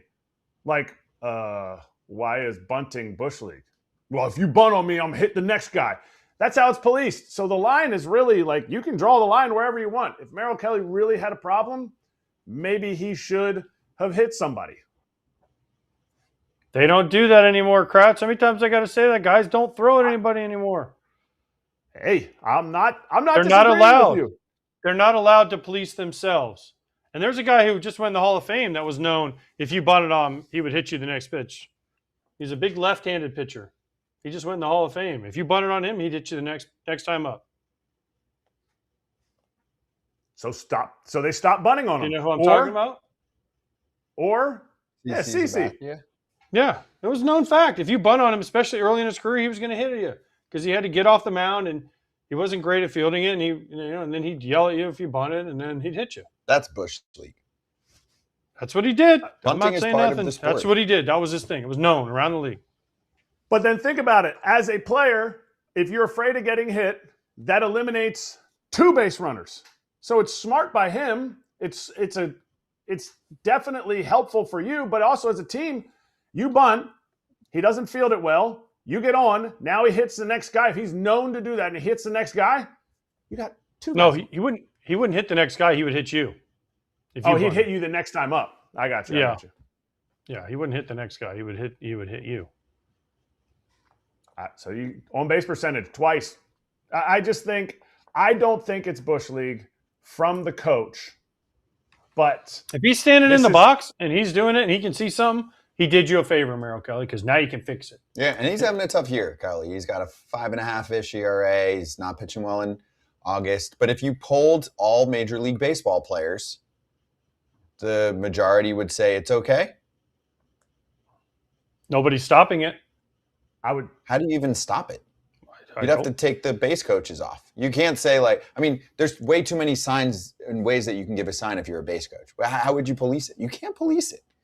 Well, you police it because you do what we said. You throw at a guy, and you hit a guy, and you say that's for him giving a sign. It's like when the guy's at second base jumping around like a crazy person, you throw it, you hit a guy, or you give the old, you get a curveball grip in your glove and you let him tell the guy it's a curveball, and then you throw a heater up and in.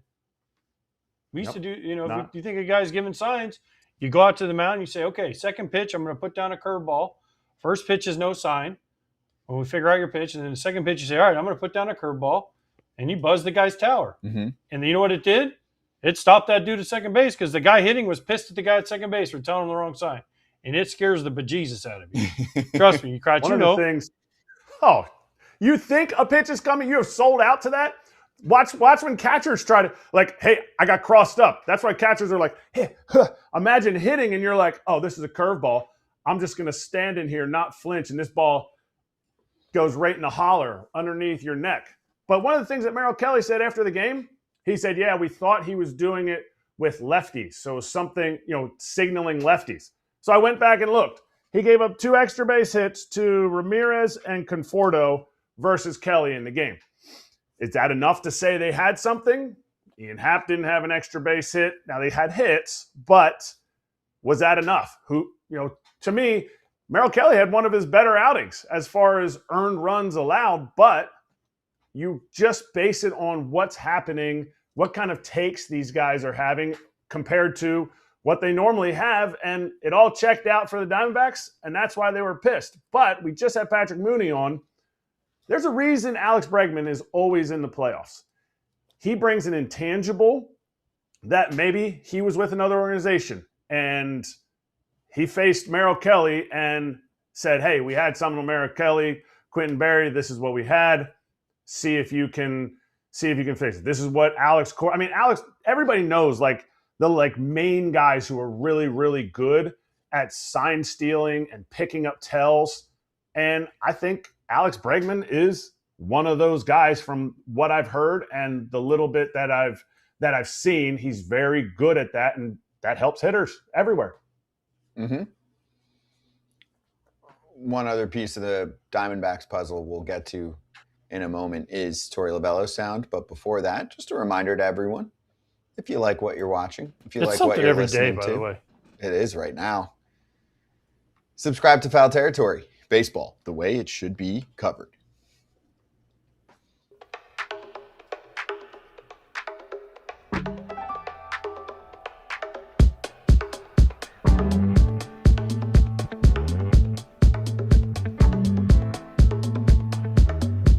We're trying to create the softest space for him to reemerge back into this environment, and that's up to him however he wants to do it. I cannot force a human being to do something that I want to do or anybody in this room wants to do or a fan wants to do. One of the things that made Ketel such an extraordinary player is that he goes to the beat of his own drum, and I respect that. And I don't know some of the answers to that question because I've talked to just about every player, and I know how they feel, but it's a very individualized situation. How are you taking this day by day, and what are you willing to do to help is the mindset in that clubhouse. With Ketel, he's very private and he's very quiet, and it's hard to extract information from him. That's Torey Lovullo, Diamondbacks manager, about the ball. There's something you can do. You can bench him. Yeah. But he knows it's not going to happen because Torey just said it. He's too important to the team. Right. So, I mean, you could suspend him, but they're not going to do that. Nope. Because Torey Lovullo just said it. He's too important to the team. You know who knows that? Ketel Marte. They tried to restricted list him. And he went on the IL, and now he's at casinos on a game night. Mm-hmm. He's very private. Okay, he's private. Cool. Tell us where you were. He's not that private. He's ripping roulette. I'm sorry. That's the thing about, listen, I played for Torey as a coach. Nice guy, really, really cares. You know, he's very positive. People person. He but kumbaya, whatever you want to say. But there are times where you just need to say, hey, Ketel, we need to know where you're at, and you need to have a meeting with the team. And then you know what you say to the media? Ketel told the team, and then you know what his teammates will say? Hey, it's between us. This is how it should go. And then teammates can say, hey, it's between us. And if it's up to Ketel to say what he did, but at least he told us and we're okay with it. But to just say, oh, we're going to give him a smooth entrance back. What, because he's one of your best players? Corbin Carroll ain't missing. Corbin Carroll broke his hamate and the next day had surgery. He's out there throwing the med ball against the wall. Where's Nolan Arenado right now? Nolan Arenado was the guy who had to play, be banged up because Ketel Marte didn't show up. Right? Like This doesn't just affect you. It affects other guys on your team. Sorry. Somebody's going to talk about this at some point openly. Somebody on the team at some point is going to let it rip in the offseason. How much you let it rip when you show?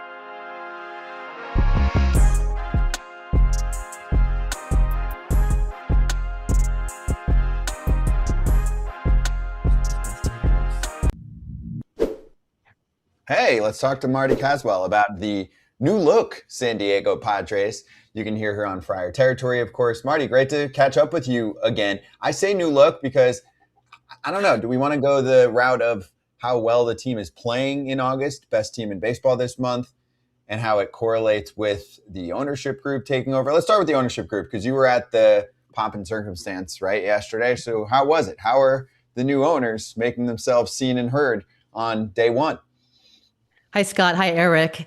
And hi, AJ. I have never been to a press conference like that in my entire life. And I told this to Preller afterwards, I've covered like hundreds of press conferences, and it started differently with like this music, this energetic music. And it's something that Kwanzaa Jones, the co-owner of the Padres, produced and wrote. And she was apparently inspired, a key phrase from a grand slam that Fernando Tatis robbed. So it was unlike anything I've ever seen at Petco Park.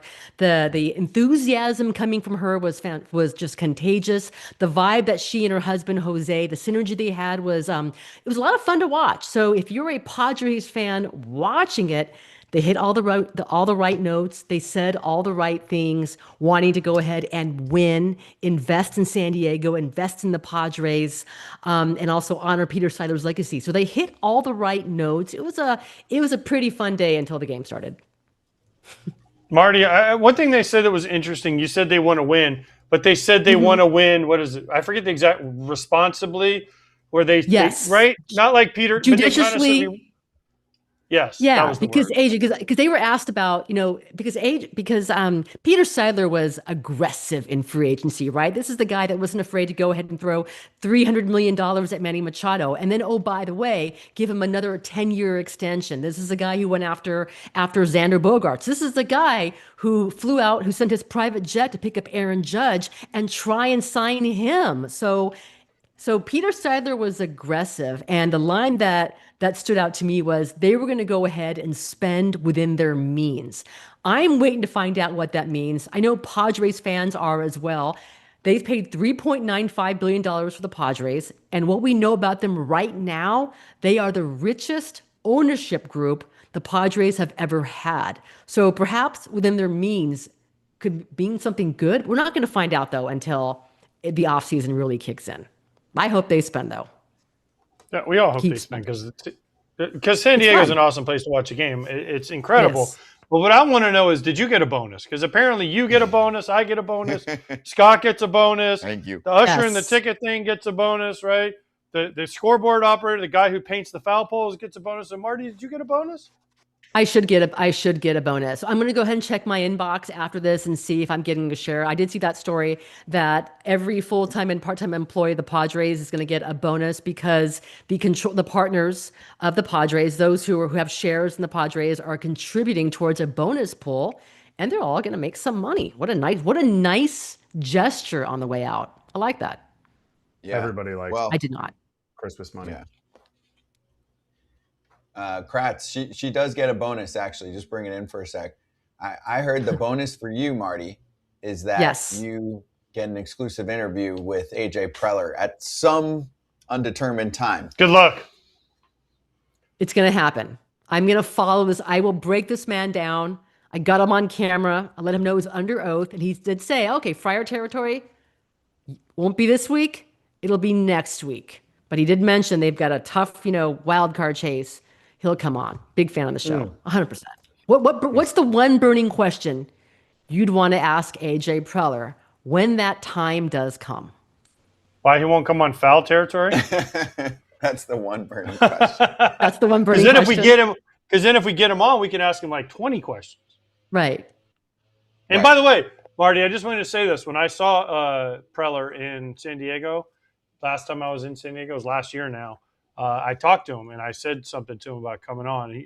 He's like, "Oh no, I don't really watch those shows. I don't really know what you're talking about." And then 2 minutes later in the conversation, he's like, "But I saw this thing that you said on your show," and I was like, "Well, wait, Preller, I thought you didn't watch." It was Ken and I were talking to him, and he dresses like a surfer guy. I mean, he's got the San Diego vibe down. I'll give him that. Definitely. You guys are the right guys to ask this question. When players say, because like Manny Machado is the ultimate guy, he'll say, I don't pay attention to what they say on social media. This is a guy that deleted his Instagram account, I think, last year. But Manny Machado sees and hears everything, because when he's mad at us, he will say, but you guys said this and you guys don't believe in us. So when players say they don't hear it, they don't read it, they don't pay attention, I don't believe you. They see everything. And so does AJ Preller. Marty, AJ watches all your stuff. And so when AJ watches this interview, just make sure he knows that we will mic each other up and he and I will play one-on-one basketball at his whatever court he chooses so he can have home field advantage. And I'll ask questions while I lock him down in a one-on-one game. So we meet him at his court. You think you could take him? Because this is the base. This is how you loop him into an interview. Oh, you've seen him? I've seen it. I've seen it back in 2016. I mean, there's a difference in height and defensive ability. So he's a good player. But we're not playing horse. He would beat me in a game of horse. But anyway, AJ, thank you for watching Marty's stuff. But now I have to ask the team on the field. Yes. Because Steven Souza was getting absolutely ripped, asked if he should be fired, the hitting coach for the Padres. Should Steven Souza get a 3-year extension based on the changes that he made during the All-Star game for this team's Erik, line? I don't know that the Padres ever give 3 years extensions to their hitting coach. The advice I always give them is you don't buy, you rent in San Diego because you never know. They've got, I think I've counted, they've gone through like 14 different hitting coaches, like I'm not sure under AJ Preller, but like in the Petco Park area, it's a revolving door there. And by the way, I know when Craig Stammen was asked about, the adjustments, like what's been changing for Fernando Tatis, and he credited Steven Souza, but he also credited another hitting coach, Raul Padron, and the impact he's had on these players. So I don't think it's any one guy.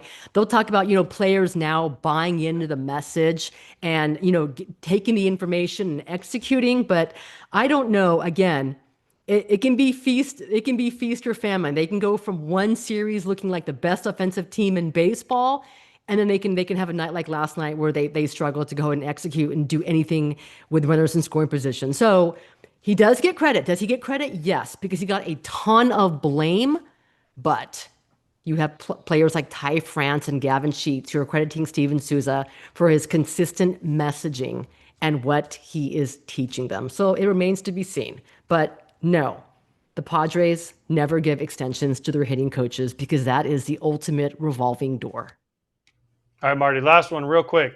Since Don Orsillo and Mud Grant have been awarded for the second year in a row as the best local television announcers, can Don Orsillo's mug fit it through the doors of Petco Park when he walks around now? Yes. Oh, yes. I don't know. That dome is just growing. It still fits. It still fits. It still fits. Now, he's a gem. Maybe you get his bobblehead. They are so wildly popular that not only do they have the Don and Mud first bobblehead night a couple of weeks ago, but by popular demand, it's returning in a couple of weeks. So Don and Mud they're quite the pair together. But I think for him, the ultimate prize isn't winning best broadcaster. It's catching the big fish. If you follow Don Orsillo on IG, you will always see what he's catching in the waters off the Coronado. His big one's about fishing. Yeah, his big one is about this big too, by the way. His big one is about 8 inches, 9, 10 inches. Because he calls his mini yacht, and he can't take more than one person on his mini yacht because the weight limit is like 300 pounds. So I'm like, Don, why can't we go fishing? And Don said, well, the weight limit on the mini yacht is like 300 pounds. It's a one-seater? Well, it's a two-seater, but they better be small people. And Don isn't exactly checking in at about 120. No, he's lost some weight. Yeah, but he's still not 120. Not 120, but he's felt he's buying into the San Diego lifestyle. He's eating like me. Marty, thank you so much. Good to see you. Great seeing you guys. Stay Marty, cool. tell Don I asked that too, by the way. Marty and Darren, Friar Territory, part of the FT Network, new ownership group. They talked about it.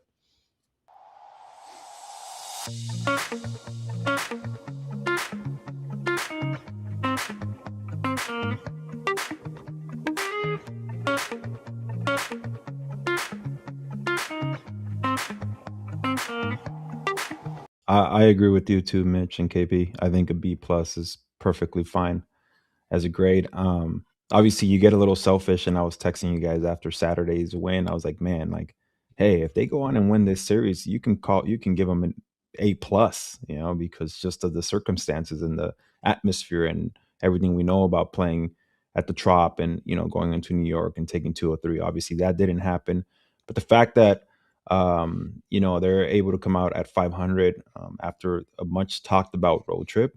I'm perfectly fine with it. Now the question is that how beat up did they come out of this road trip too, right? I mean, there was felt like a lot of injuries. Obviously, Smith came out. He's on the IL. Bateman came out a little bit. He's back though, and then Jimenez, we're still kind of waiting. I'm sure, Mitch, you guys will get an update tomorrow on him, but it doesn't seem like he's going on the IL. So. Who knows?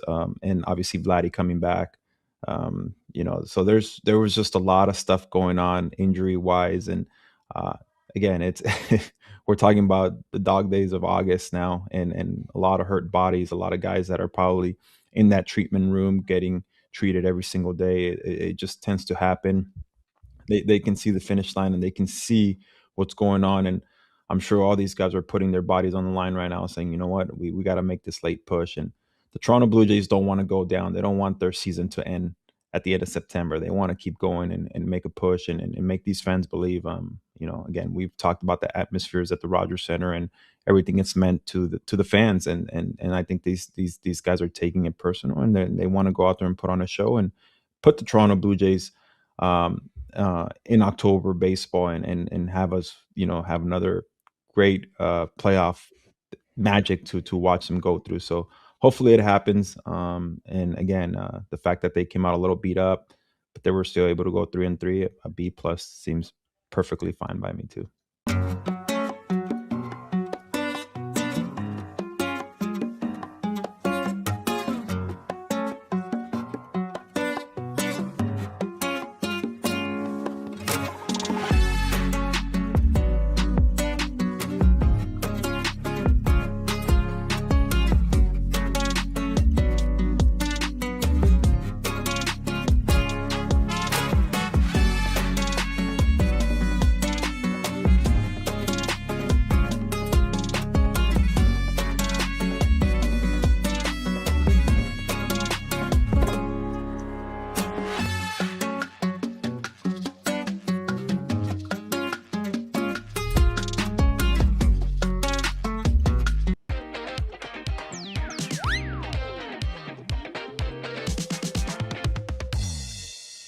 Can we talk more about Kinley Rasmus, Little League World Series coverage presented by New York Life, the official financial guidance partner of Little League Baseball?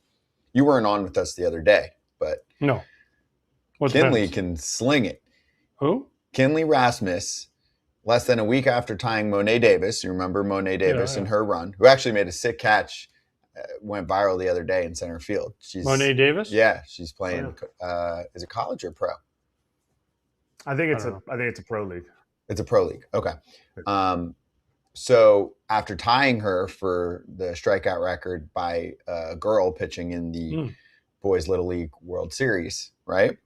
She brought that total up to 14 for the tournament now overall, which ties Davis. And she helped lead Alabama to a 6-5 win in an elimination game against Pennsylvania. Yeah, of course you beat Pennsylvania. Corey Rasmus, her dad, knows how to pitch, and he taught her well, if he was teaching her. Whoever taught her well.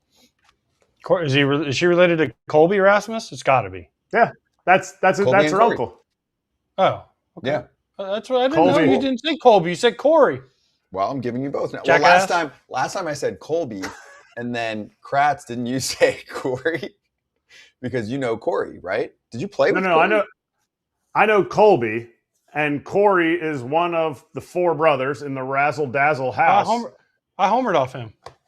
Corey Rasmus? Yeah. Nice. And he's That's good. He's booked. There you go. Good. We're learning a lot here. I'm pretty sure. No, you better be sure. I think it's so cool. I'll let you find that. But Colby told me when we played together that his dad was always like, you boys, you got to make sure that your kids are athletic. I mean, these are guys that grew up in like a one-room house. The four Rasmus boys all grew up in this tiny little house together, and his dad was very much their hitting coach, pitching coach, all that. And he was like, he would instill it in their boys. Colby's like, yeah, my dad always said we gotta make sure my grandkids are athletic too. And like that was like a thing. So the fact that Kinley is following in both her uncle and father's footsteps, she's good. Like, yeah, she pitches really well, but that double play, she made another play where she fielded it. She can swing it a little bit too. It's so cool to see, like guys you played with, kids playing in the Little League World Series. Sorry about it. Booked. 1 for 1, 1 homer, 1 RBI. Whoops. Oopsie. I guess that's owned. I always wonder that. Like, I hit 31 big league homers. I wonder how many AJ could get right. What do you have? Do you have over 200? No, 180 something, 88, 89, something like that. How many do you think you could get right? Maybe this will be like extra content for everybody who subscribes. We can do extra content. Hit the like and subscribe button. But how many do you think you could get right? Could you get half? Could you get 3/4? I could get. I wouldn't get all of them, but I could give you a pretty good run. You remember what would those? be easier? Half? What do you mean? Could you name half the pitchers? Not right now, but that you homered off of? If we sat down with you and it'd take me a while. Yeah. I mean, if you threw me a name, I could give you a yes or no. Okay. That actually for all might of be a them? fun game. For I don't all know if of I them? get all. I don't know if I could get all of them, but I feel like I could get most of them. I always said Like anybody. if you threw CC at me, yes. If you threw like Verlander, yes. Scherzer, yes. Like those names, like I want the Corey Rasmus name. But the Corey, I don't even know how that just popped in my head. But then I saw him pitch, and I was like, I hit a homer off that dude. See, I love that. I love that.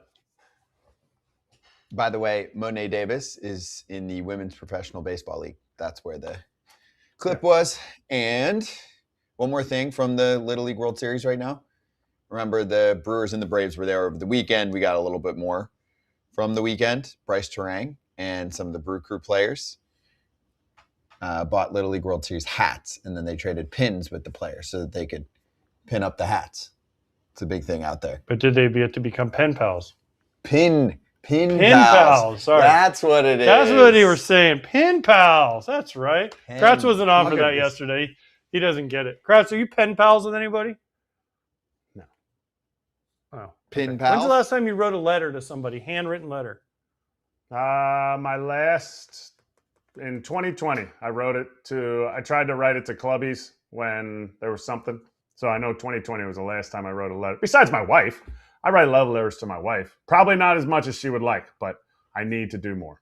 Yeah, but that's not a pen pal. That's a pen pal. He's writing a letter via pen to a pal. Yeah, you're not mailing it. Pen pals used to be like you'd have a friend in China that you would send a letter to, right? And they would send you a letter back. That was a pen pal. Or prison. I think AJ wrote letters to people in prison. Nothing gets you more excited when someone used to, you used to get baseball cards from people in prison. And they would say, hey, I'm in prison collecting baseball cards. You're like, I'm signing this one. This one's going back. That was always what we'd always say. You'd get one from somebody in prison. You're like, what? Like, how long are you in there? How are you getting baseball cards? And yes, I'm definitely sending this back. Yes. Stay out of trouble. Kids. Anyways, Kratz, the reason this came up was yesterday Todd did his thing from the Little League World Series. And he's like, oh, you get to meet people that you become pen pals with. And I was like, man, when's the last time anybody was now you might Snapchat them, you might DM them, you might send them a tweet back and forth, but ain't nobody writing letters back and forth anymore. You might type them an email, but ain't nobody handwriting letters anymore. Digital pen pal or pin pal. I gave him 2 options now instead of pen pal. Pin pal. Pin pal. I like that. Yes. I think that's cool. Okay. Anyways, Little League World Series is awesome. It's on as we speak right now. Yes. Every big league clubhouse it's on. Every guy's watching it. Every guy's hoping that some kid on the team says they're their favorite player. Yes. Right? Every kid is going, please, every guy in the big league's like, please say you're my favorite. So please, God, let someone say they're my favorite. There was one kid just now, because we watch it during the daytime right now, AJ and I, when the show's going on, right? We're watching Japan and Mexico right now. And there was one that popped up and threw a basketball player out there instead of baseball, said Curry's his favorite. Yeah. So I can only imagine in some big league clubhouse, some player sitting there like, maybe it's me coming up, and it's a basketball player. Right? Like there's no way. There's no way I watched the intros just to see who their favorite players are. I watched Australia. Not one Travis Bazzana kid said anything. And I'm like, so I was thinking being in the Cleveland clubhouse, being in the Guardians clubhouse, how much trash they're talking to him. Like, mate, nobody even knows who you are. Not enough dirt in his spikes yet. True. Got to make more of a name for himself. I love it. First year in the bigs. Yeah, but you would think those would be the kids, the 12-year-olds that's the guy. Grant Balfour pitched too long ago for them. Liam Hendricks. Did we have a Liam Hendricks? I mean, did we have a Peter Moylan? Peter Moylan? Who did we have? Did we get any Aussies, or was it just straight like no? Ohtani and Judge? It was like Mookie Betts, 2 Ohtanis, and I think the one kid said Ellie De La Cruz, and I was like, what is going on? Like Australia, we need to get more foul territory in Australia. Hit like and subscribe, and you in Australia can also watch our show. I'm not sure what time it is right now there, but might work out. Does Todd have his own pin? He has. We need a Todd. He does. We need a like it's massive. We don't need a huge one. We just need like a smaller one. He's a big pin guy, Todd. He is. He's a pin pal. He's a pin pal. He's talked about it. I've been with him, so he does have. It's a huge. It's like a plate. Because Todd's a collector, so he likes that stuff. When he's out there, he's finding someone like, hey, I got the Todd Father pin. You want my giant pin? Yeah. And here, you give me your little giant. You give me your pin. Here, I'll give you mine for yours. Yep. There's a lot of wheeling and dealing with Todd Father. He likes a good deal. I'm serious. I've heard him talk about the pins for years. Yep. All right. Anyway, New York Life knows the importance of celebrating milestones, so they're giving you the opportunity to commemorate your first MLB game with a special lineup card certificate, but also you can enter to win a trip for two to a 2026 World Series game. Winners get access to the field before the game to watch batting practice with round trip, flight, and hotel accommodations included. Please see official rules for complete details. Those details sit at MLB.com/myfirstgamesweeps for more information.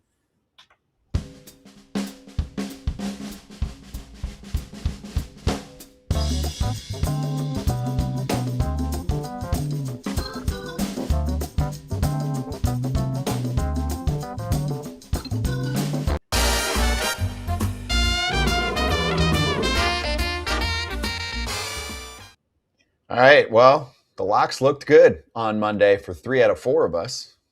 Pap and I had the same pick because we're smart, and it was actually a little bit sweaty in the beginning. They were being no hit, and then the Nationals decided to open up a can. AJ with a nice plus 193 pop. That's 600 piece too, by the way. Yeah, you got yourself back, huh? I got myself almost back to even. I was worried about you with Cavalli, but I was never worried. Never worried. And Rasmussen pitching well for the Rays. He got 5. By the way, how am I only down 1,174? I won 1,200 last night. That looks like a little fixer-upper. Clerical error. Yeah, yep. Minor one. Yep, we'll fix that. There was also, someone pointed out, and we did fix it. We had a tweak we had to make. Papelbon lost one. So we look at these. They get audited. Don't worry. Yes, and I said yesterday I am betting 600 to try to get back to even. I mean, that producer lady was probably sleeping when I said it. Well, there's a stipulation where it's easier if you send that in via text. But I did say it. You heard me say it. I said, yes. And it'll almost get me back to even. It will get adjusted. Fine. My bet is producer lady is still awesome. Nice. And then what's your real bet? Since we got to go. My real bet is I have DeGrom with 6+ strikeouts. Michael King with 4+ strikeouts. Michael King's gone 23 of 26, 4 or more this season. DeGrom's gone 16 of 24, but he's facing the White Sox, who can't hit a 4-seam fastball. So I feel like this is an easy bet. Ladder number 2, step number 2. You won $96 last time. Now we'll put our $96 and we'll push it ahead to ladder number 3 after today. Beauty. All right, I'm doing Colorado and Washington over 8.5 because they always go over. And I'm going Shohei, 2+ hits, runs, or RBI. So he has to get 1 hit, 1 homer, 1 RBI, whatever it is, because Bryce Elder, I think, is a good matchup for him. So that's plus 205. Twins by 2 runs or more. I like Taj Bradley over Gage Jump, and whatever's left of the A's right now, they lost everybody. Whether you predicted a home run or game-saving strikeout, nothing quite feels like a little parlay boost token on a bet. So you can activate that on any MLB parlay if you've got the token in there. Gambling problem or concern, there's help. Call 1-800-GAMBLER. Back with Slap.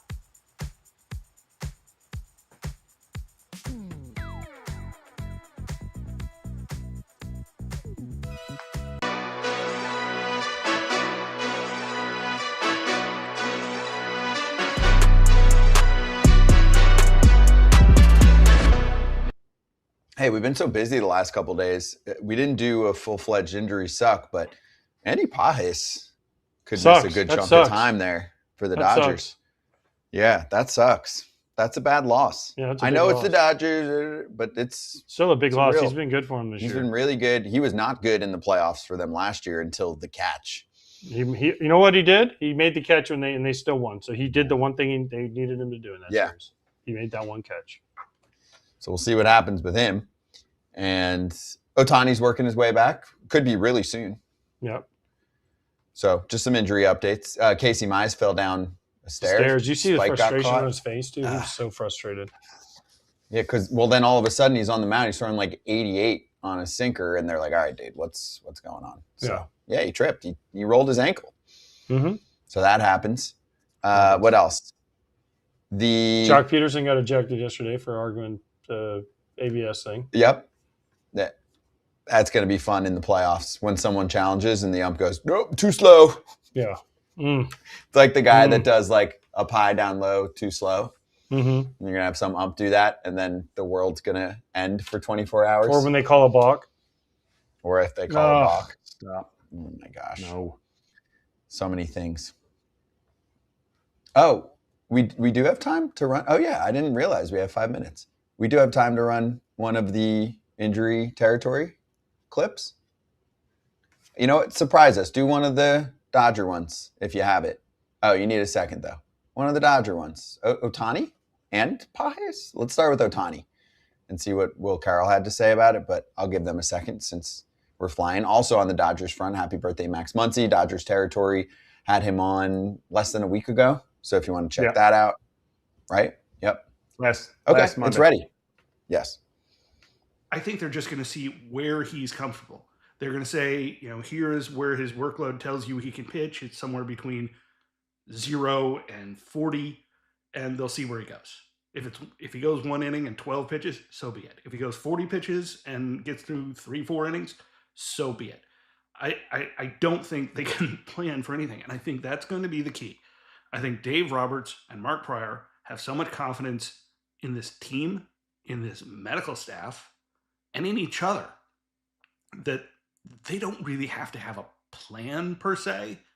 They certainly don't have to put it together and say 1, 2, 3, 4, 5, and here's the bullpen and here's the closer, because they're going to mix it up. I wish pitching chaos wasn't already taken. We need to come up with another term for what the Dodgers are going to do. It's mix and match. It's puzzle pieces. But Ohtani, I think getting him in there this early, maybe a little bit unexpectedly, tells us they're trying to figure out what he can do. Are they building him up? Are they figuring out if this role works with the rest of things? I think it's the latter. I think they're still trying to figure it out, and they're going to use, the last week of August here and all of September as experimentation ground. They're just going to figure out what they got, see how far they can get it. They'll do a lot of resting and rotation, and we'll see what they come up with in October. Same thing as they've always done. Yeah, that sounds like a rinse and repeat. Rinse and repeat. Whatever they got in October will be out there. I think they gave him his shot. I think they gave Ohtani, we talked about this, they gave Ohtani his shot. Go win a Cy Young. We're going to keep you on a 6 to 7 day pitching rotation thing. If you can get there, and he did his darndest to try to win a Cy Young, and then when it was out of reach, the standard things crop up. We're going to shut you down, lead you back into being 100% for the postseason. Fair. We have Pajes too. Let's get the injury territory update on him. It's going to come down to grip strength. It's going to come down to how much is it healing. Bones are not going to heal fully in 4 weeks, but with the screw, it doesn't have to. The question is whether he's comfortable with it, whether he can hit with it, whether he has time to get back. I guess a little bit will depend on Alek Thomas. Is he going to be the right kind of player to replace him? You can't go out and make a trade. Somebody pointed out to me that they just traded away their best center field prospect in Zyhir Hope. So maybe that's a little bit of bad luck, bad timing. But they do have other outfielders. They can shift people around. They could move Mookie Betts back to the outfield. Tons of different things they could do. But definitely an unfortunate injury. It is. And yes, the diversity of options, as is often the case when we're talking about the Dodgers, is very much there. But the problem, though, is if PCA weren't a thing this season, we might very well have a very compelling argument that Andy Pajes has been the best center fielder in baseball. In terms of his fielding, plus 12 fielding run value. In terms of his bat, I believe his expected batting average, if I'm not mistaken, is in the 82nd percentile at 272. launch angle sweet spot rate in terms of his raw mechanics. That's in the 75th percentile in terms of making sure that he's getting some lift on the ball and pulling, things like that. So in terms of being a well-rounded player, Andy Pages is certainly that. And regardless of whatever the Dodgers decide to do at center, it is going to be a significant absence. Now, if we're looking at this, say, August 23rd as we record this, that if we're reducing this from 6 weeks to 4 weeks, that is significant in terms of a timetable because that is the best case. The best case is he comes back for the postseason, which is significant. But if we don't get this best case situation, then the Dodgers just look a little more vulnerable. True. It's good analysis. Besides, Mookie is not going to the outfit. Yes, I was going to say Mookie's. We've already had this argument. He's not. Yeah, we did that last year. Remember? Mm-hmm. That was fun. We tried that. And it got shut down vigorously and it didn't happen by the Gold Glove that he won. Yeah, the Gold Glove helped. Hey, Hot Sheet is coming up at 3:00 Eastern time today. The Baseball America show has Golden Spikes winner and Rockies catching prospect Daniel Jackson. He was taken in this past draft at 37th overall. Do you know that he was the first catcher in D1 history to exceed 25 homers and 25 stolen bases? But he didn't get to 30-30. He wanted to get 30-30. That was the big thing, was he was trying to get to 30-30. He didn't get there. But 25-25? No, 25-25 is unbelievable, but he wanted 30-30. But he didn't get there. Apparently, he didn't hit his first home run in high school until halfway through his senior year. The Rhino, isn't his nickname the Rhino? They said they were calling him in high school a warning track demon. Well, look, he showed him now. And then he went to Georgia where it's like 150 feet all around and was hitting bombs. That's how the demon slays the dragon or whatever. Insert some mythical phrase. And I was incorrect. Mookie Betts did not win a Gold Glove. Sorry. I made a mistake.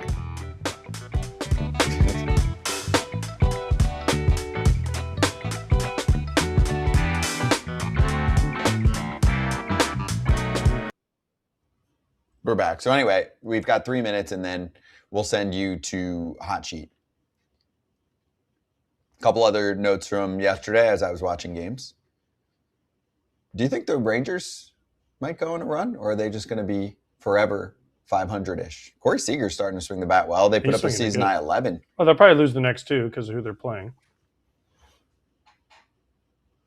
Do you know who they're playing? The White Sox? Mm-hmm.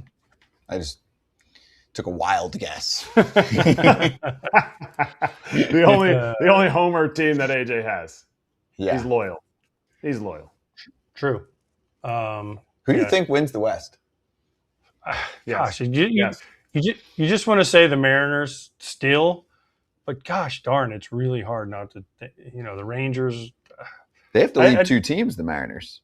They have to leave the Astros and Rangers. The Astros are starting to kind of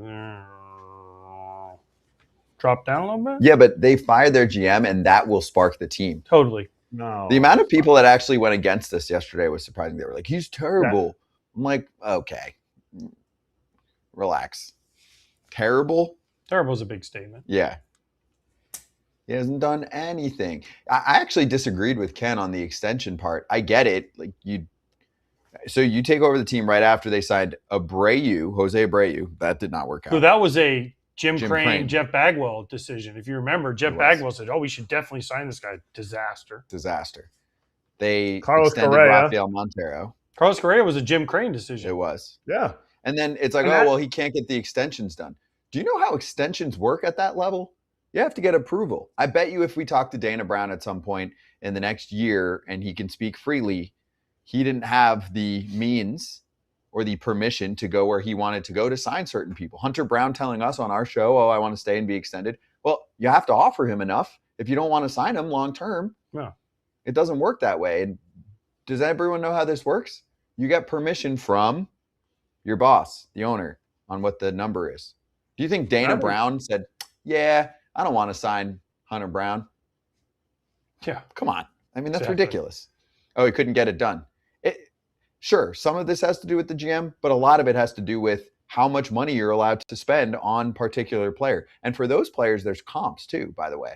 So usually it's a piece of cake, but it's a little bit easier to get it done. Where you're like, well, cool. People say like Amaya was a disaster. Well, Amaya didn't cost him that much. No. I mean, Burrows wasn't a disaster, but he didn't cost him that much. But he was given a budget, and he's like, okay, because I already have Correa, who's missed the whole year. Costing a lot of money. I mean, he was kind of handcuffed. Yeah. And it's not Carlos's fault. I mean, he was traded there and then he got hurt. That stuff happens. Man, if you told me all the things that have happened to that team and that they're right there, I'd be like, oh, they must be doing a pretty good job. Yeah. That's me. Triple Crown. Jordan carrying them. That helps. All right, let's show the hot sheet promo. You got it for us on the way out? There it is. Guest taking up most of it today. So if you would like to hear from a future 30-30 catcher, maybe, in the big leagues, then go for it. You can listen to him on Hot Sheet.